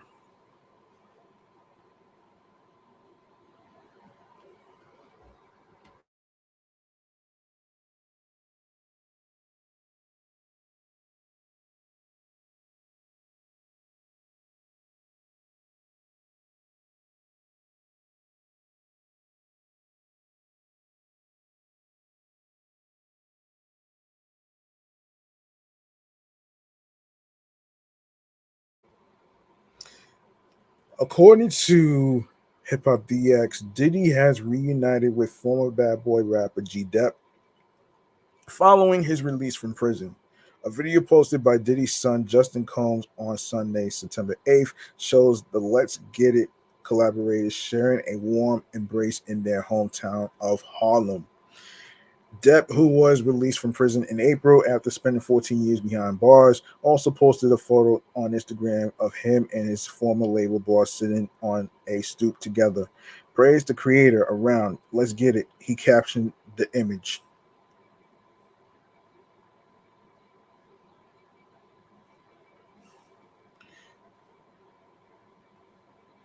G Dep's enthusiasm wasn't shared by everyone, though, with many fans criticizing his post given the string of sexual assault lawsuits against Diddy. Nah, G, this ain't it. Hope this didn't go beyond a picture, one person commented, while another wrote, You praising God sitting next to the devil. What is wrong with people? They don't got nothing else to do. What is wrong with people? They don't got no fucking shit to do for themselves, man. Um, like I said, man, I'm gonna save the Diddy troubles for a future episode. I'm not gonna discuss it here. Um,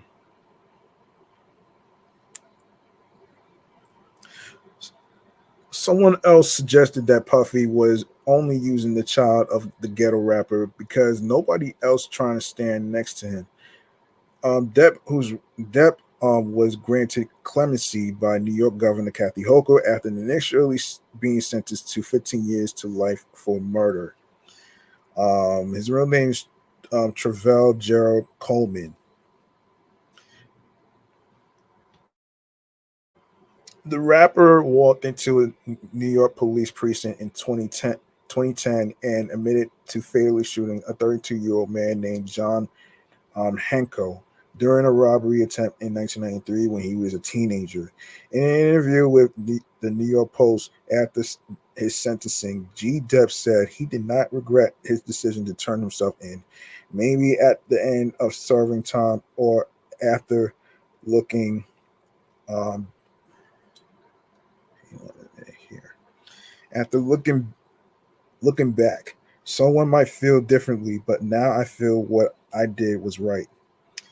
In a more recent conversation with Art of Dialogue following his release from prison, the former Bad Boy rapper revealed that Diddy never visited him when he was behind bars. He reached out to me inadvertently, he said, like videos and a couple of interviews. I heard him shout me out, excuse me. I couldn't expect too much from anybody. That wasn't what type of time that was. I went in there on my own volition.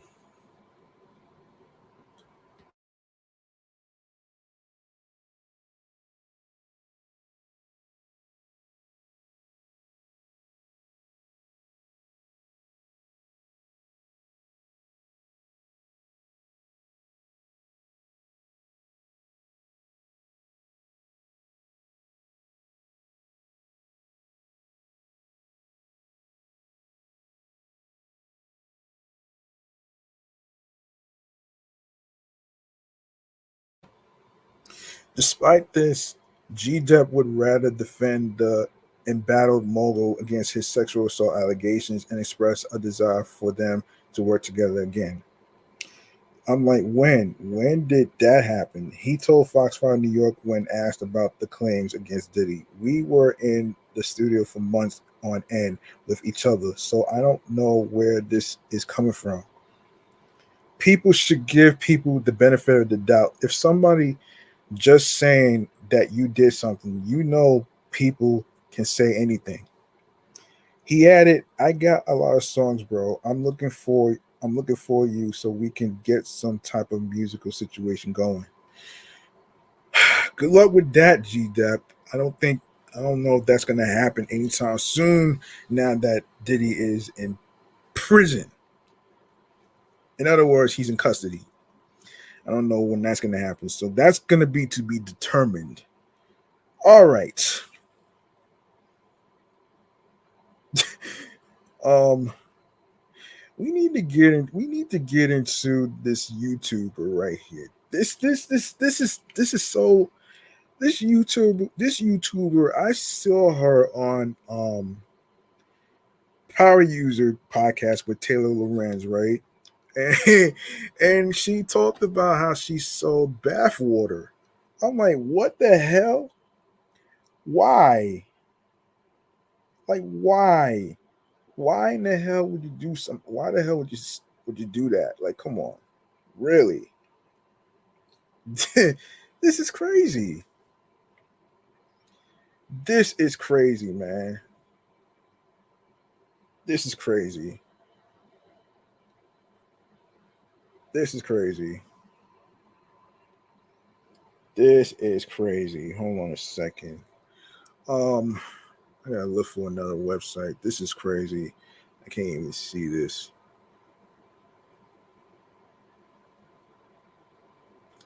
I can't even see this. Hold on a second.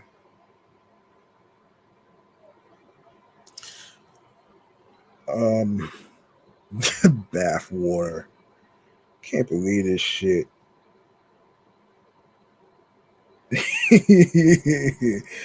Oh gosh, bath water. That's crazy.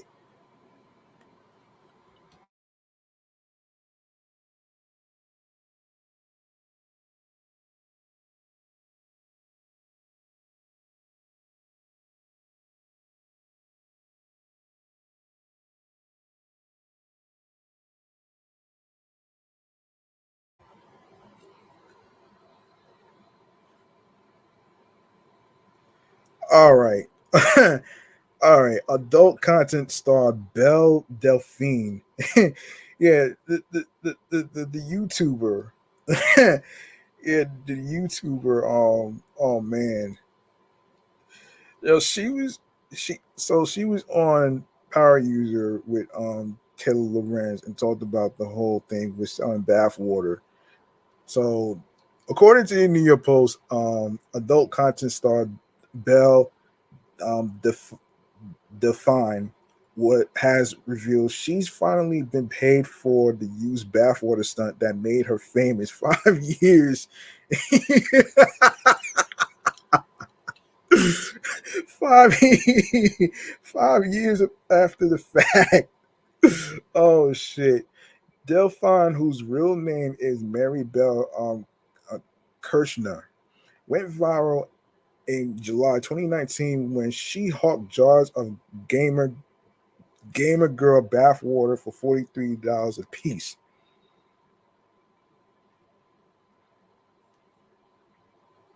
The 24-year-old made $90,000 in profits only for it to be taken by PayPal. She shared in a thread on X.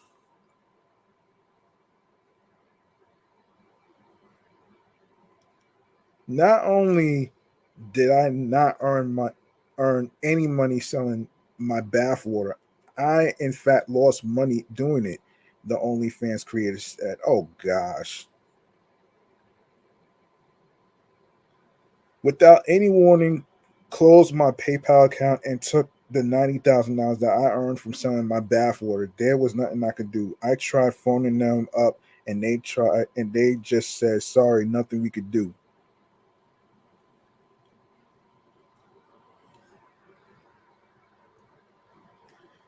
Okay, that was stupid, man. This is so stupid though, man.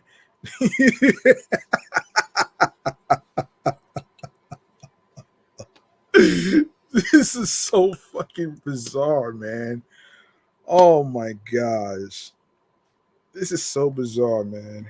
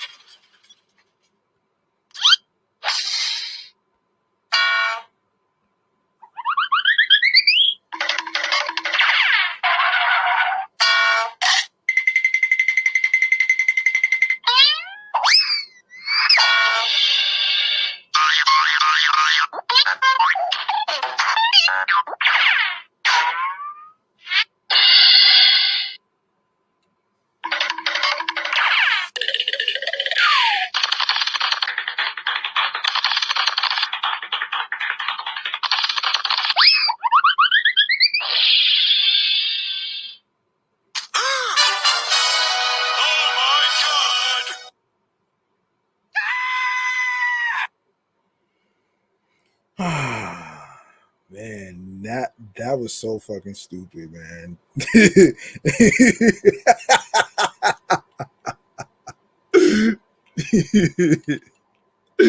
That was so fucking stupid, man. Oh man. Oh shit. Oh no. All right. End quote. I knew it would be a better news story to say that I made so much money from selling my bathwater, so I just kept this secret. Ultimately, I'm glad I did it since it was a really funny time on the internet when it happened, and and I did and I still did mail out all the bathwater to people bought from me. Oh no. Under PayPal's current terms of service, the payment processor allows US only transactions for sexually oriented physical goods that are physically delivered to the customer, in which the bathwater would fall under. Oh man. According to Business Insider, after Delphine posted about the lost proceeds, PayPal reversed its decision and returned the funds. But she told the publication if it weren't for her social media following, they wouldn't have given me my money back, which is so shitty because what what are all the normal non-social media users meant to do in this situation? I followed all the normal protocols. Normal is so played out these days. Protocols and was roadblock and gave up. Delphine said the Twitter post I made about it has so many comments of people saying PayPal did the exact same thing to them. It was shocking, to be honest. Delphine, who was 19 when she bottled her bathwater, told the Guardian at the time she was lucky to do crazy things and get to see the world react to it. There's also enjoyment in that, even if it's sometimes a little scary. She said, "I get a bigger reaction to my weirder content, but I think that's only possible because I also make risk um risque content. On an episode of the Louis Thoreau podcast in February, Delphine says she'd ultimately like to disappear from the internet one day. I'm not really interested in the fame aspect, so there will be nothing really holding me on at that point. She told Thoreau, "I think once it's run its course, I'll just leave it."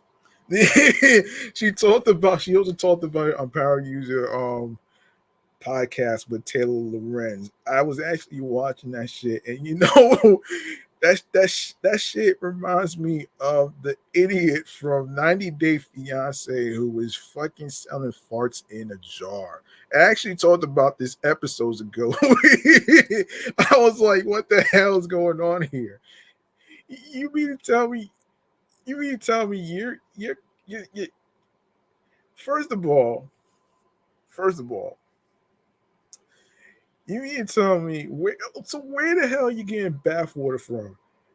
Where, uh, where are you getting that shit from, man? You mean and another thing, man, the idiotic person who actually thought that it was a good idea to sell fucking farts in a jar for millions of dollars is a fucking idiot. You know you can make people sick though, man. That's not that's not even cool, man. And, and the bathwater situation, what do you expect people to do with your bathwater? Drink it?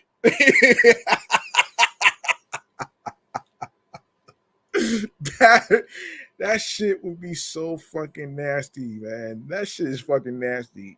I'm sorry, but that shit is nasty. That's nasty right there, man. Oh man, that's so nasty. Oh my goodness, man. I wouldn't do that shit. And I'm pretty sure not a lot of you out home would do some shit like that though. Oh shit. Oh my goodness, man. Oh my goodness. Oh, all right. All right. Let's get into oh wait. Quavo opens a V12 restaurant. I think I could talk about that in munchies and drink section. I'll talk about that. Um let's get into Nicki Minaj, man. Let's get into Nicki Minaj. Oh man, I can't believe that shit is a thing, man. I can't believe that.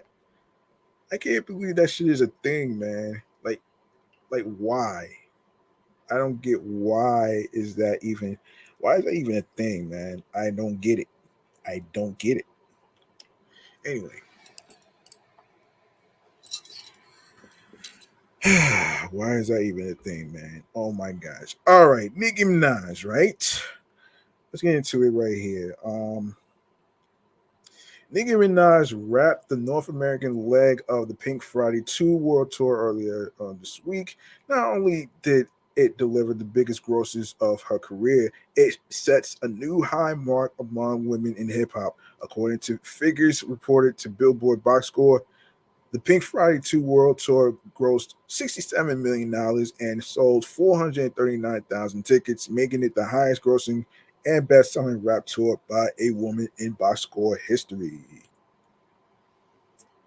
Well, well, well. Well. That's pretty decent. That's pretty decent though, man. That's pretty decent, and congratulations to Nicki Minaj and the success of a tour, all that great stuff right there, man.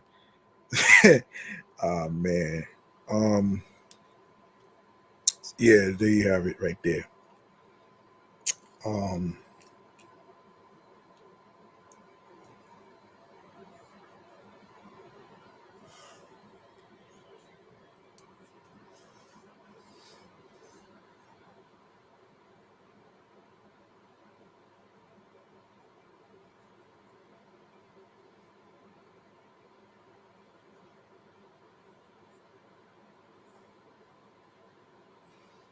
All right.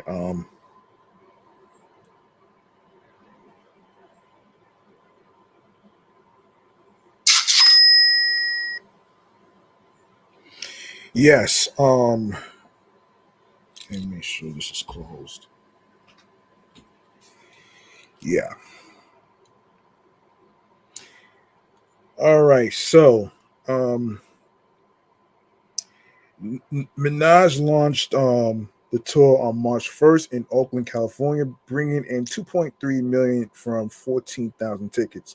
That was the first of 34 shows in American and Canadian arenas before closing up on May 13th in Oklahoma City.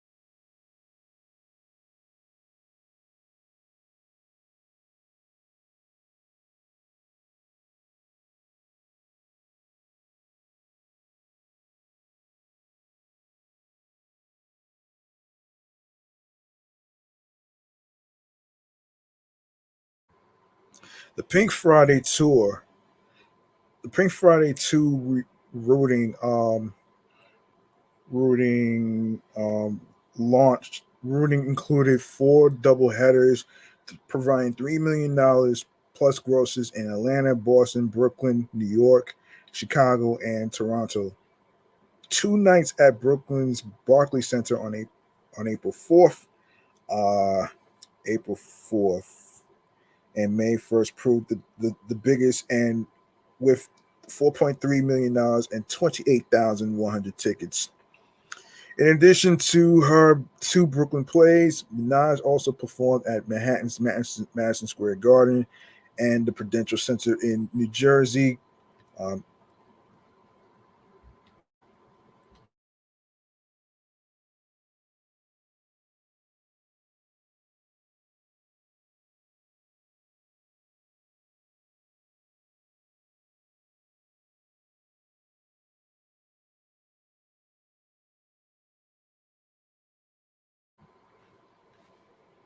Combine those four NYC area shows brought in $9.3 million and sold more than 54,000 tickets. Excuse me, with let me see, with the MSG show give me this claiming honors as the single highest grossing show of the tour so far.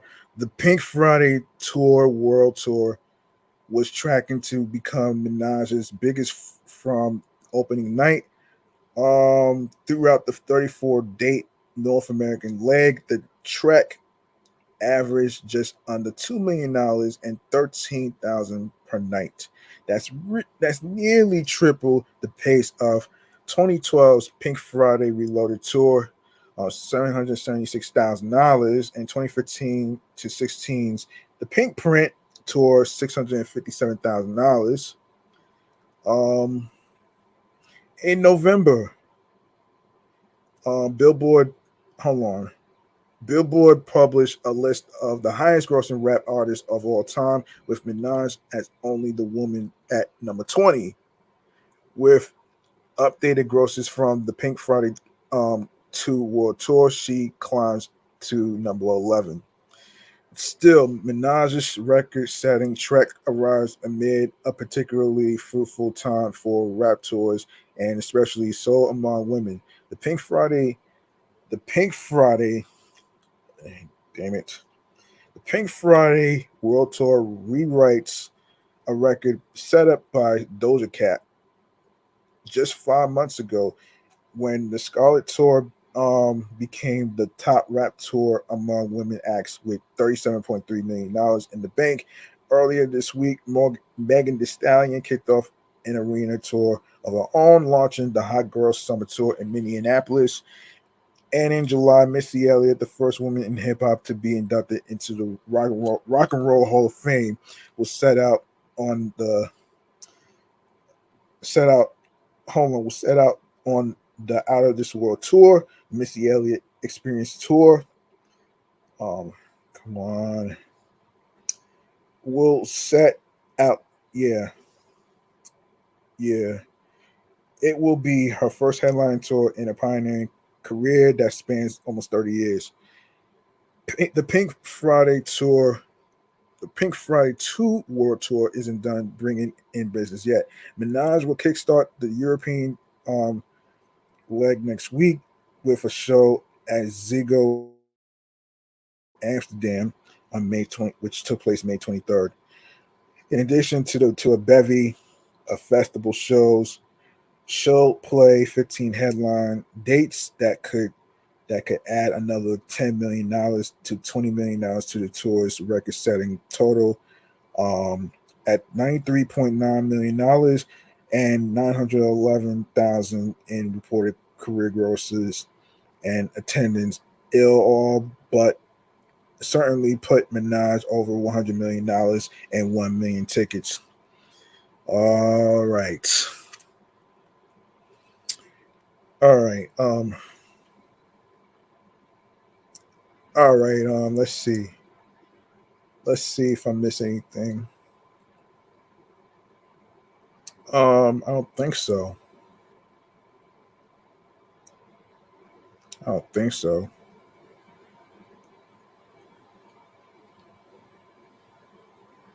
Oh, wait. Offset. Wait.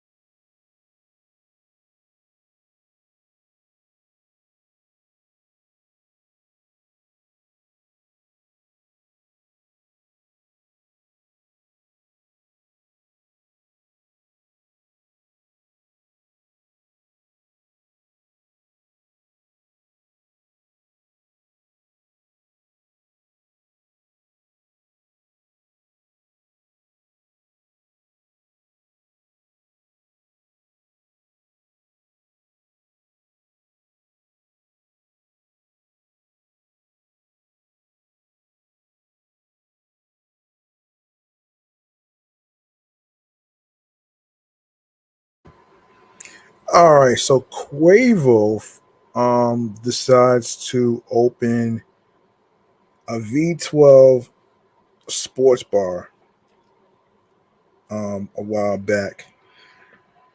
That will be our next segment right here, which is going to be.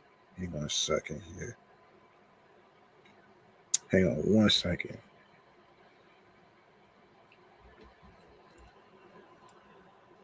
Which is going to be our next segment right here, which is munchies and drinks. All right, munchies and drinks, man. That's what we're gonna get into right here. And congratulations to Quavo for opening a restaurant slash sports bar. Let's get into it right here.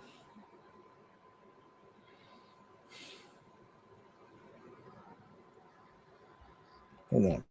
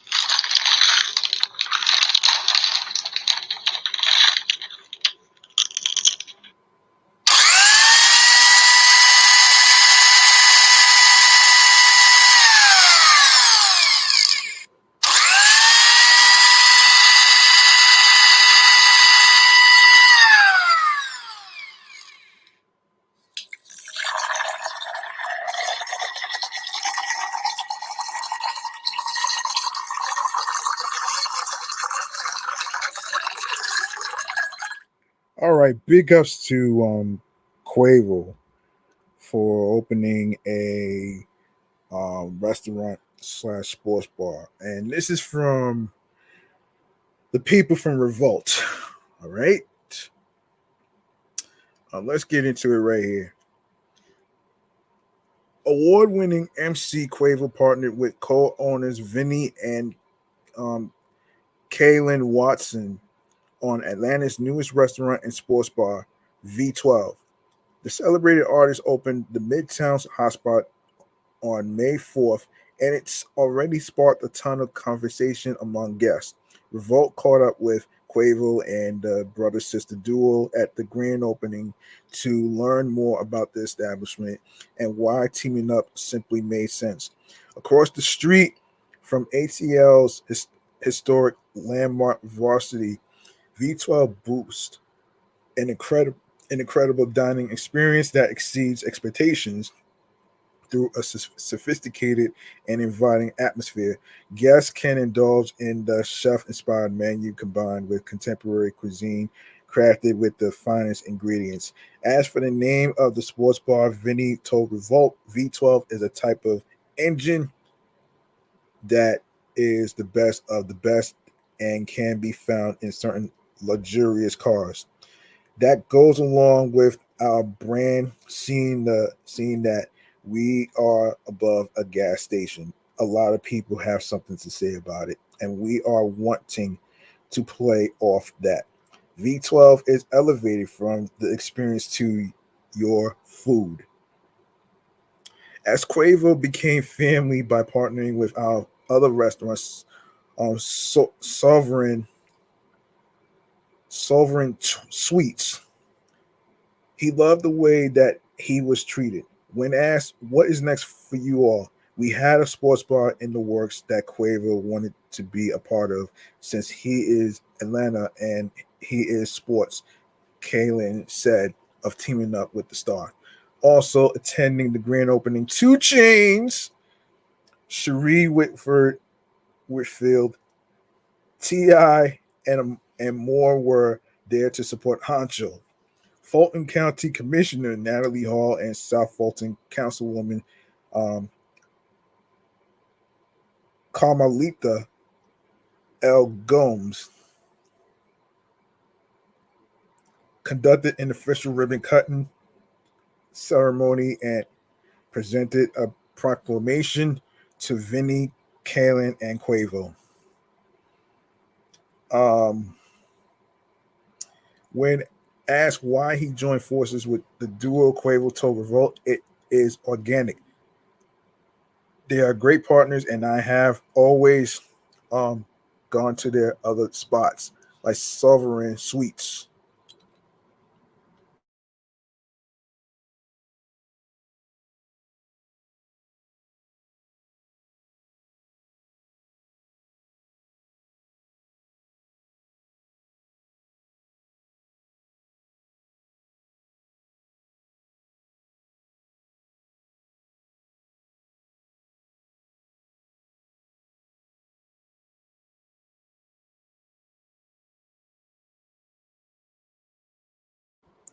Sovereign Sweets that they have curated, and I wanted to be involved.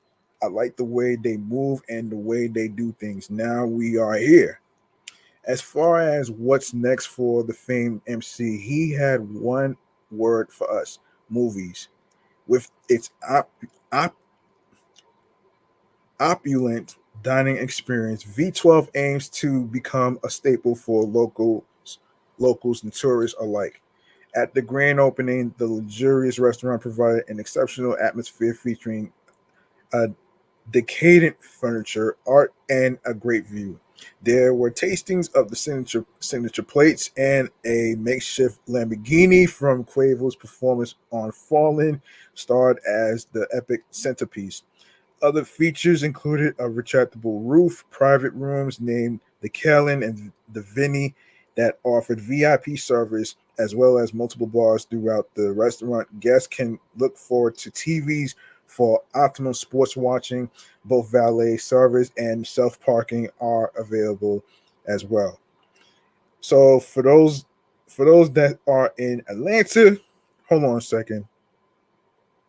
For those of you that's in Atlanta, it is located at 610 Spring Street Northwest. The atmosphere was electric. You can unwind and sip on your favorite cocktail while you enjoy the beautiful view. Be sure to check it out. Cheers. Yes, congratulations. Congratulations, man. You know what I'm saying? Congratulations to Quavo, man. Let's make some noise. Let's make some noise, man. We are going to make some noise, man. Hold on a second. Let's make some noise.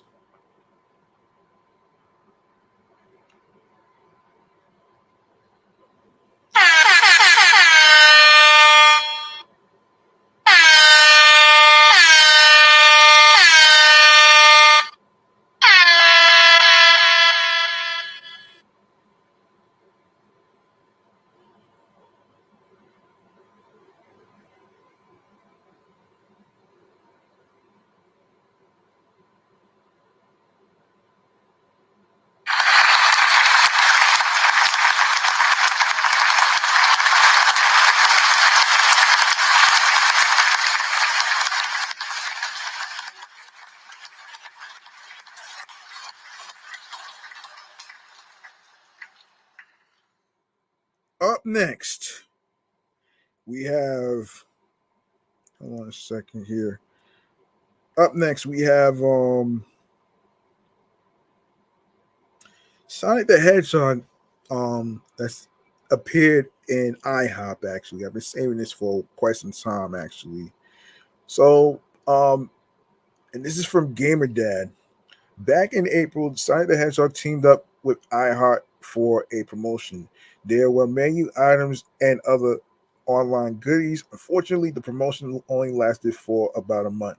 Just as fast as Sonic, this just came and went. Sorry I didn't get this news out sooner, but I'm only I'm only one person and I can only do so much. Plus, having such a short promotion was hard to keep up with. But I figured I might as well go over what they had. First were the menu items.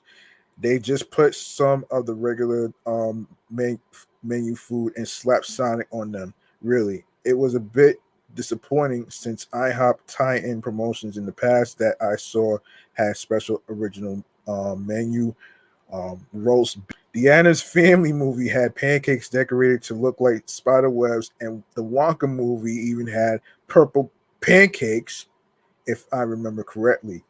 And just after this Sonic promotion, IHOP immediately started special menu items based on the new computer animated movie If.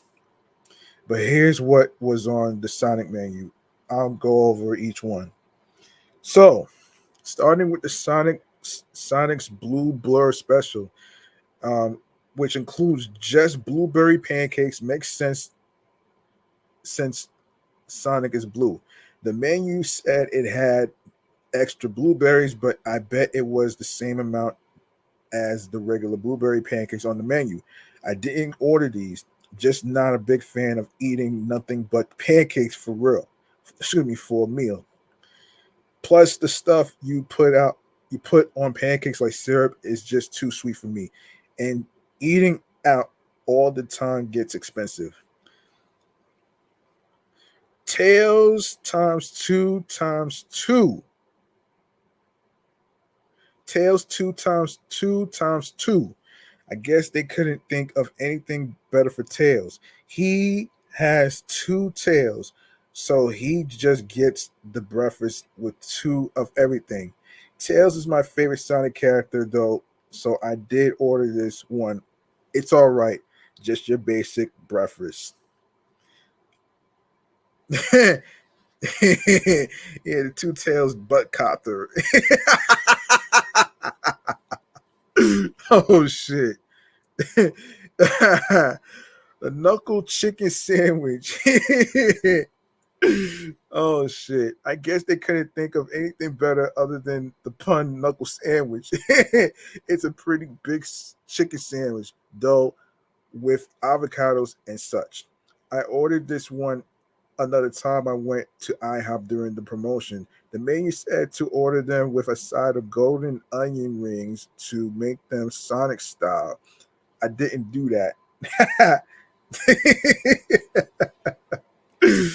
Oh shit. Dr. Eggman's Benedict. They probably could have associated Eggman with an egg dish, but maybe the Benedict Arnold name made them think of this one. I ordered this one as well as I do eggs Benedict. It was all right, but I've had better at other restaurants. Hmm. Amy's Sweet Strawberry Delight. This was more of a dessert, waffles with strawberries and ice cream. I think, as I said earlier, I don't have much of a sweet tooth, so I didn't get this one. Shadow's Chaos Chocolate Pancakes.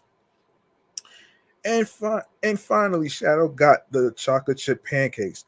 I wouldn't mind having a couple of bites of this, but not a whole plate of them. I don't know what's so chaotic about chocolate pancakes, but but maybe if you fed these these to kids, the sugar rush they get would be pretty chaotic. They probably move as fast as Sonic 2.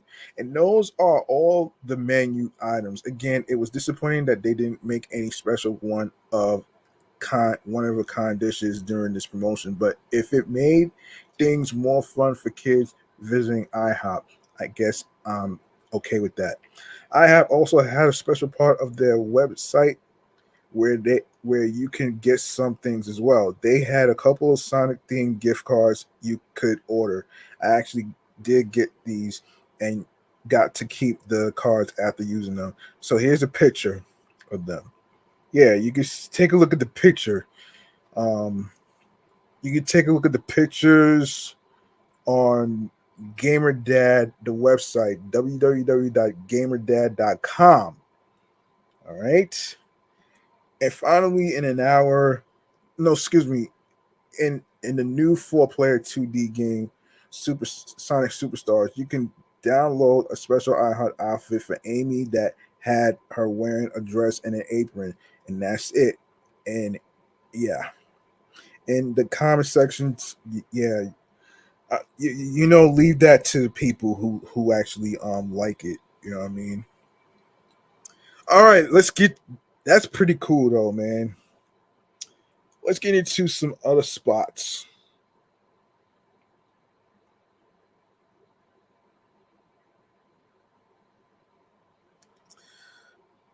All right, Siraki. Buckle up because Siraki is about to become your new obsession. Imagine this: a warm evening, the faintest whisper of salt in the air. Um, Brooklyn may not be in, maybe the Aegean, but it sure gets close. And a table brimming with the kind of Greek flavors that make you forget everything else. This isn't just dinner; it's an experience.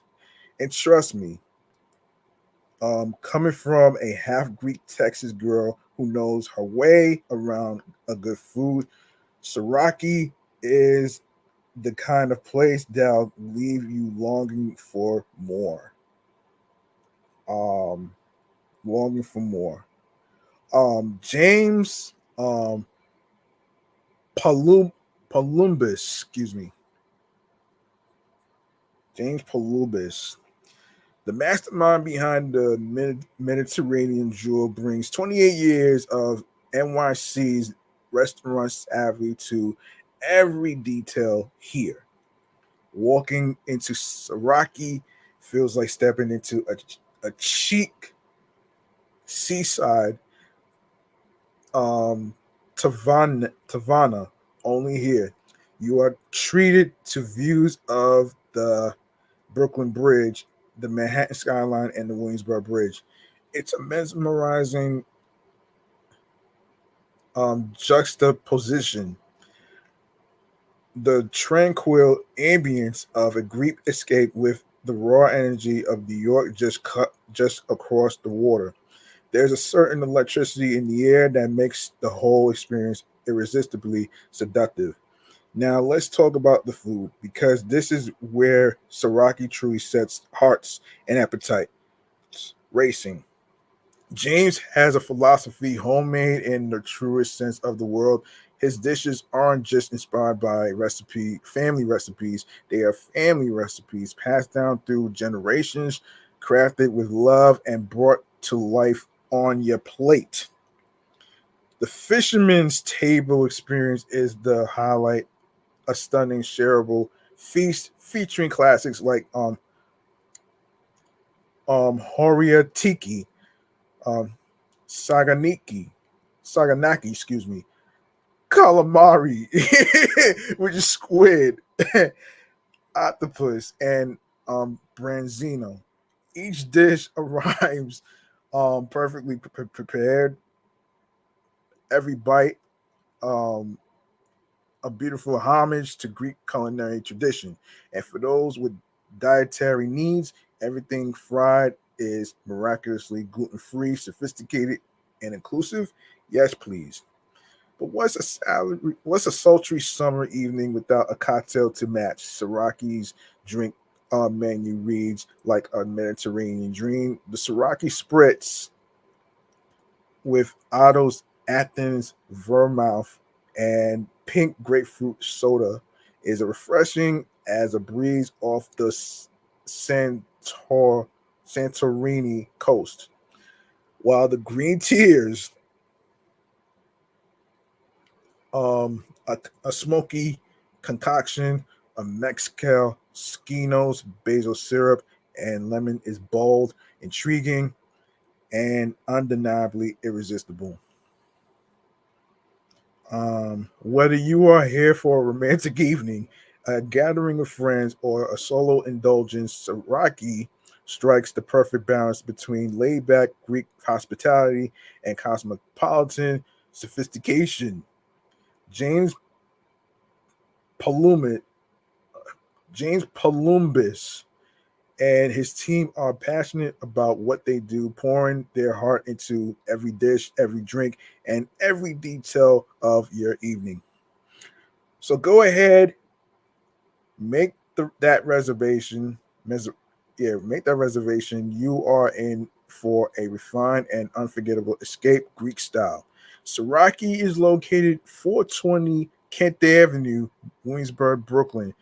You can you can reach out by calling 212-220-5035. That's 212-220-5035. Or you can go to the Soraki website. You can go on their website, www.soraki.com. All right. I said Soraki because the P is silent. That's why. All right. Let me see how much time we got. Let's see how much time we have.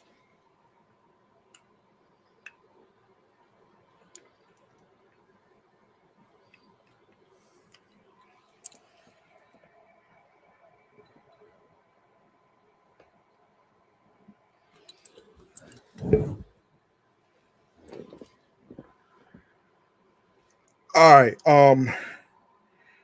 All right. Real quick, man. Real quick. I will save the other food places for another time. I want to get to this new cartoon series. I want to get to this new cartoon series actually called TV show Checkouts. Let's get into it right here, right now, real quick. Hold on.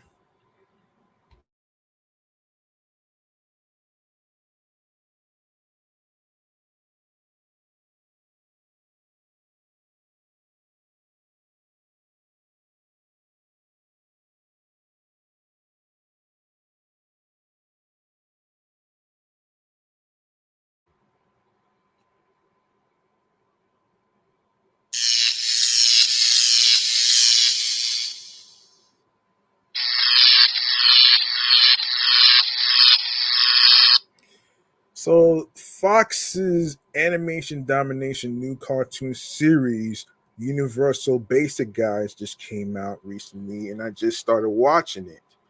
So, um, for those of you who may not know, it already came out.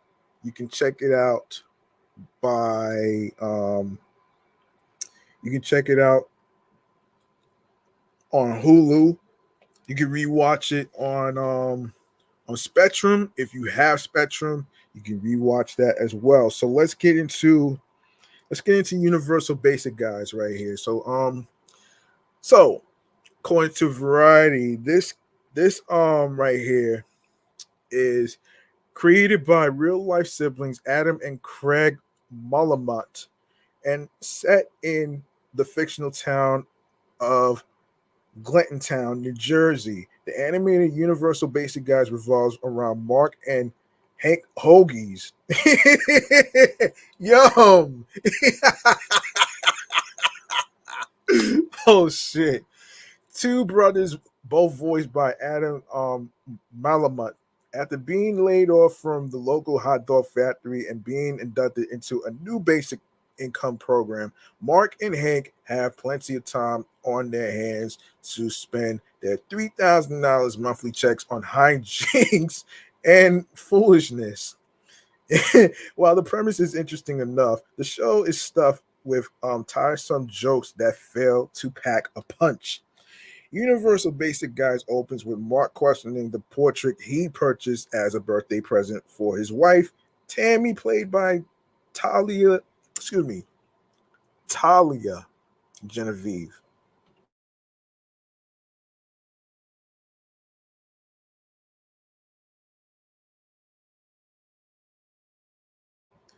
After Tammy receives a luxurious spa certificate from a doctor she works with at the hospital, Mark decides the only way to overshadow the plastic surgeon's gift is to buy her an exotic animal. He ropes in Hank to join this scheme, and the pair visit a Tiger King like zoo where Mark buys an ancient alien chimpanzee. Things obviously don't go according to plan. The chimp, of course, is no house trained pet. Tammy isn't amused, and Mark ends up in the hospital. From the pilot forward, every episode follows this setup. The elder brother plots, and Hank idiotically follows his lead. In addition to Mark, Hank, and Tammy, other characters include Tammy's teenage son, Darren, played by Brandon Wardell, who does his best to avoid his stepfather. The Hoagies namers, aspiring writer David, played by Fred Armisen, and his shrill, high-powered wife Andrea, played by Ali Mackey, and Mark's arch nemesis Steve Del Vecchio, played by Tommy Pope, who is determined to one up him at every turn. The 13 episode first season has action packed um, plot points involving creatures, magic, and the Philadelphia Eagles. In episode 3, The Devil You Know, which has all manner of butt wiping and dingleberry jokes, the brothers with Darren and Tao accidentally encountered the infamous Jersey Devil. In episode 8, Poconos, Mark, Hank, Tammy, and Darren find themselves in a Jumanji like magical game where things quickly dissolve into chaos due to their inability to communicate. Though both of these storylines are thematically sound, the execution leaves a lot to be desired.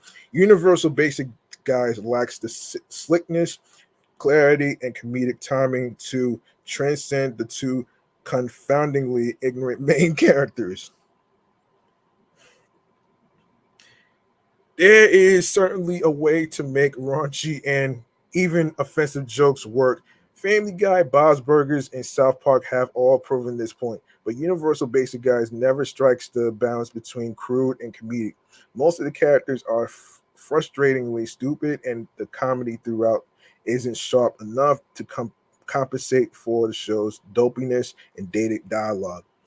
Adult animation continues to pull in viewers by using unique storytelling styles while infusing mature themes and language. Universal Basic Guys has a decent concept. A group of guys in South Jersey trying to find fulfillment now that they have the funds to do so. However, since the audience is thrust into the Hoagies' lives without truly understanding what happened during the robot takeover at the hot dog factory or what exactly UBI entails, viewers are left as directionless as the series.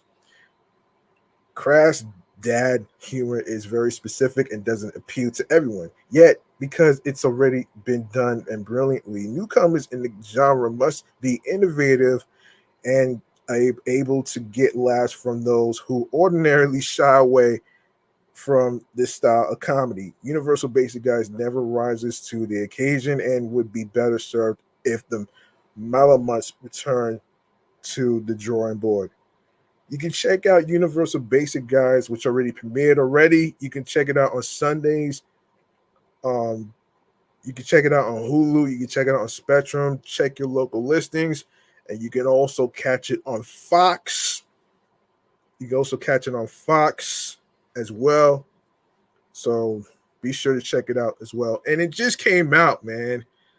And it just came out though. Maybe it's not for everybody, but I find that TV cartoon animation domination show very, very, very funny though, man. The thing that made me laugh the most is the last name Hoagies. You know, everybody's familiar with Hoagies because it's like it's like the shit that we fucking eat, especially if you're making a sandwich out of Hoagies, which is so interesting, man. I can't wait to watch more Universal Basic Guys, man. Y'all should check this out. Like I said, you can check it out on Hulu. You can check it out on Spectrum, on demand, on Fox. Check your local listings. All right. Boom. There you go. All right, we're gonna wrap up here, man. We are going to wrap up right here, man. Listen, we're gonna wrap up right here because I have to make sure I watch the Mets baseball game. So let me just hurry up real quick and get to Stream choices on the go, man. All right, let me do this. Let me do this so I can actually get to watching the Mets game and the Phillies that's on right now on the back of my flat screen TV in my room. So I have to let me just speed this shit up and get to this right now, man. So let's get into it. This is the last segment of the podcast episode where I actually fill you in on where you can follow the show, where you can follow me and all that great stuff right there. So here it is. Here it is. Hold on a minute.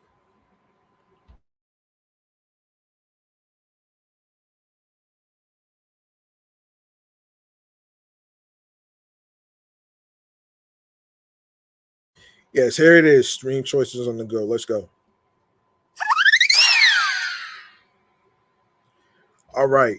Make sure you follow Off the Meat Rat Chainz NY podcast on Facebook alongside with Threads, along with my other podcast shows and myself also on Threads as well, which is Excellent Fun Vibrant Talks podcast, which is what TLKS stands for.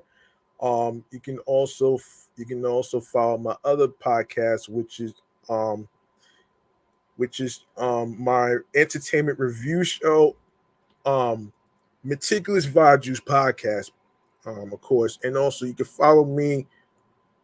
You can also follow me you can also follow me at G Money Stacks 555 in Queens, New York. All right. Now, where you can actually do here is you can actually go to the link in my bio for streaming platforms. My link tree / G Money Stacks 555 is gonna have a whole list of links where you can listen, stream, and watch these episodes. So I'm gonna fill you in on them, starting with let me take this off here. Starting with Odyssey, Audible, Audioburst, Amazon Music, Breaker, Bullhorn FM, Castbox FM, Deezer, Listen Notes, Moon FM Podcast, Overhaul FM Podcast, Player FM, Pocket Cast, Podbay, Podfriend, Podhound, Podopolo, Podorama, Podcast Index, Podcast Addict, Podchaser, Podverse, Podcast Guru, Podvine, Snip, Spotify for Podcasters, Stitcher, TuneIn Radio, Fountain, Radio Public, iHeartRadio, the number one app where you can listen to music, radio, and podcast episodes for free. All you need to do is go ahead and download iHeartRadio and the other streaming platforms that I just mentioned onto your iPhones, Android phones, iPads, Android tablets. Laptops include Apple and Dell laptops as well. You don't need a credit card or debit card to download iHeartRadio and the other stream platform apps. Actually, you don't need a credit card to do all that stuff. So, and make sure you subscribe on iHeartRadio and do the same with the other streaming platforms, including YouTube. Make sure you subscribe to the YouTube channel page, G Money Stacks 555, for more live video podcast episodes on there, and enable alerts so you can know when each episode is going to be recording and uploaded to the YouTube channel page. And be sure to also share, listen, stream, watch the episodes, watch the new episodes. In case you miss any of the episodes whatsoever, don't worry, I got you back whatsoever. And also be sure to add the podcast to your playlist, and of course enable alerts for new episodes that's going to be dropping. All that great stuff. I will also mention you can also tell a friend to another friend. Spread the word. Word of mouth is important. And please tell your friends to subscribe to the YouTube channel page, G Money Stacks 555 in Queens, New York. And also I will be posting on the community tab of the YouTube channel page. So keep an eye out on what I'm going to be posting, especially episodes that's going to be dropping on every streaming platform. Like I always tell you folks out there, Mondays, Wednesdays, and Fridays is when new episodes are going to be dropping. So, and also, share the Linktree link with that says G Money Stacks 555 with the podcast, alongside with your husbands, your wives, your boyfriends, girlfriends, the people you're cool with from work and anywhere else whatsoever. And make sure you subscribe to my other YouTube channel pages. My sports YouTube channel page, Excellent Fun Vibrant Talks podcast, and of course, my entertainment review show, Meticulous Vibe Juice podcast as well. All right. So that's gonna do it for me right here, man. I'm your man G Money Stacks, aka the Gregonaire. Thank you very much for listening to the 349th episode of Off the Meat Rat Chainz New York Avenue podcast. You could have listened to any podcast in the whole world, but you chose to listen to this podcast as well. Remember, the grind doesn't stop. Hard work pays off. If you want something, you have to work hard and earn it. It's not going to be given to you on a fucking silver platter. You also want to remember to be on your P's and Q's, be confident in your craft, like a podcast. Anything that you can do, you can make a career out of anything whatsoever. And be sure to follow your heart, your niche. Be sure to find something very therapeutic to create, productive, creatively, mentally, physically, and spiritually, that gets you into your zone, alongside with tunnel vision. All right.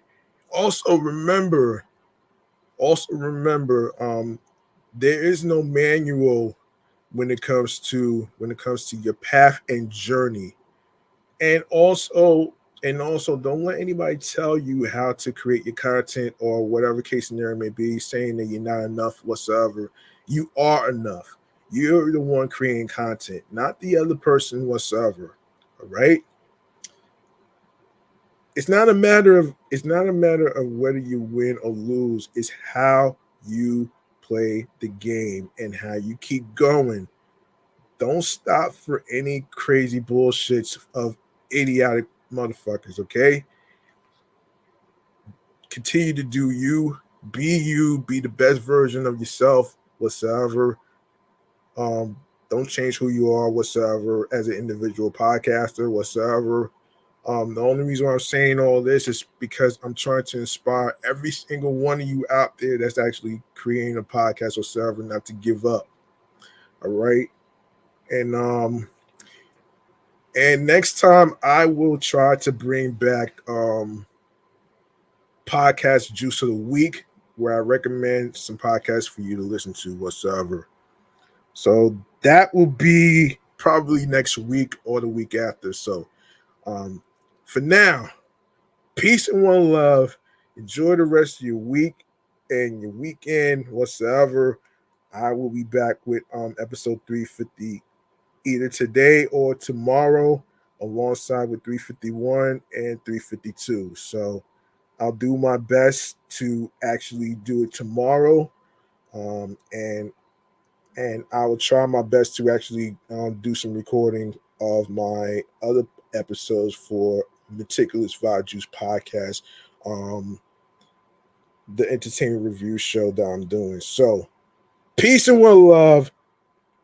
Enjoy your week. Enjoy your night. Don't forget to set your warm clothes for the first day of fall, which is September 22nd, which is a Sunday.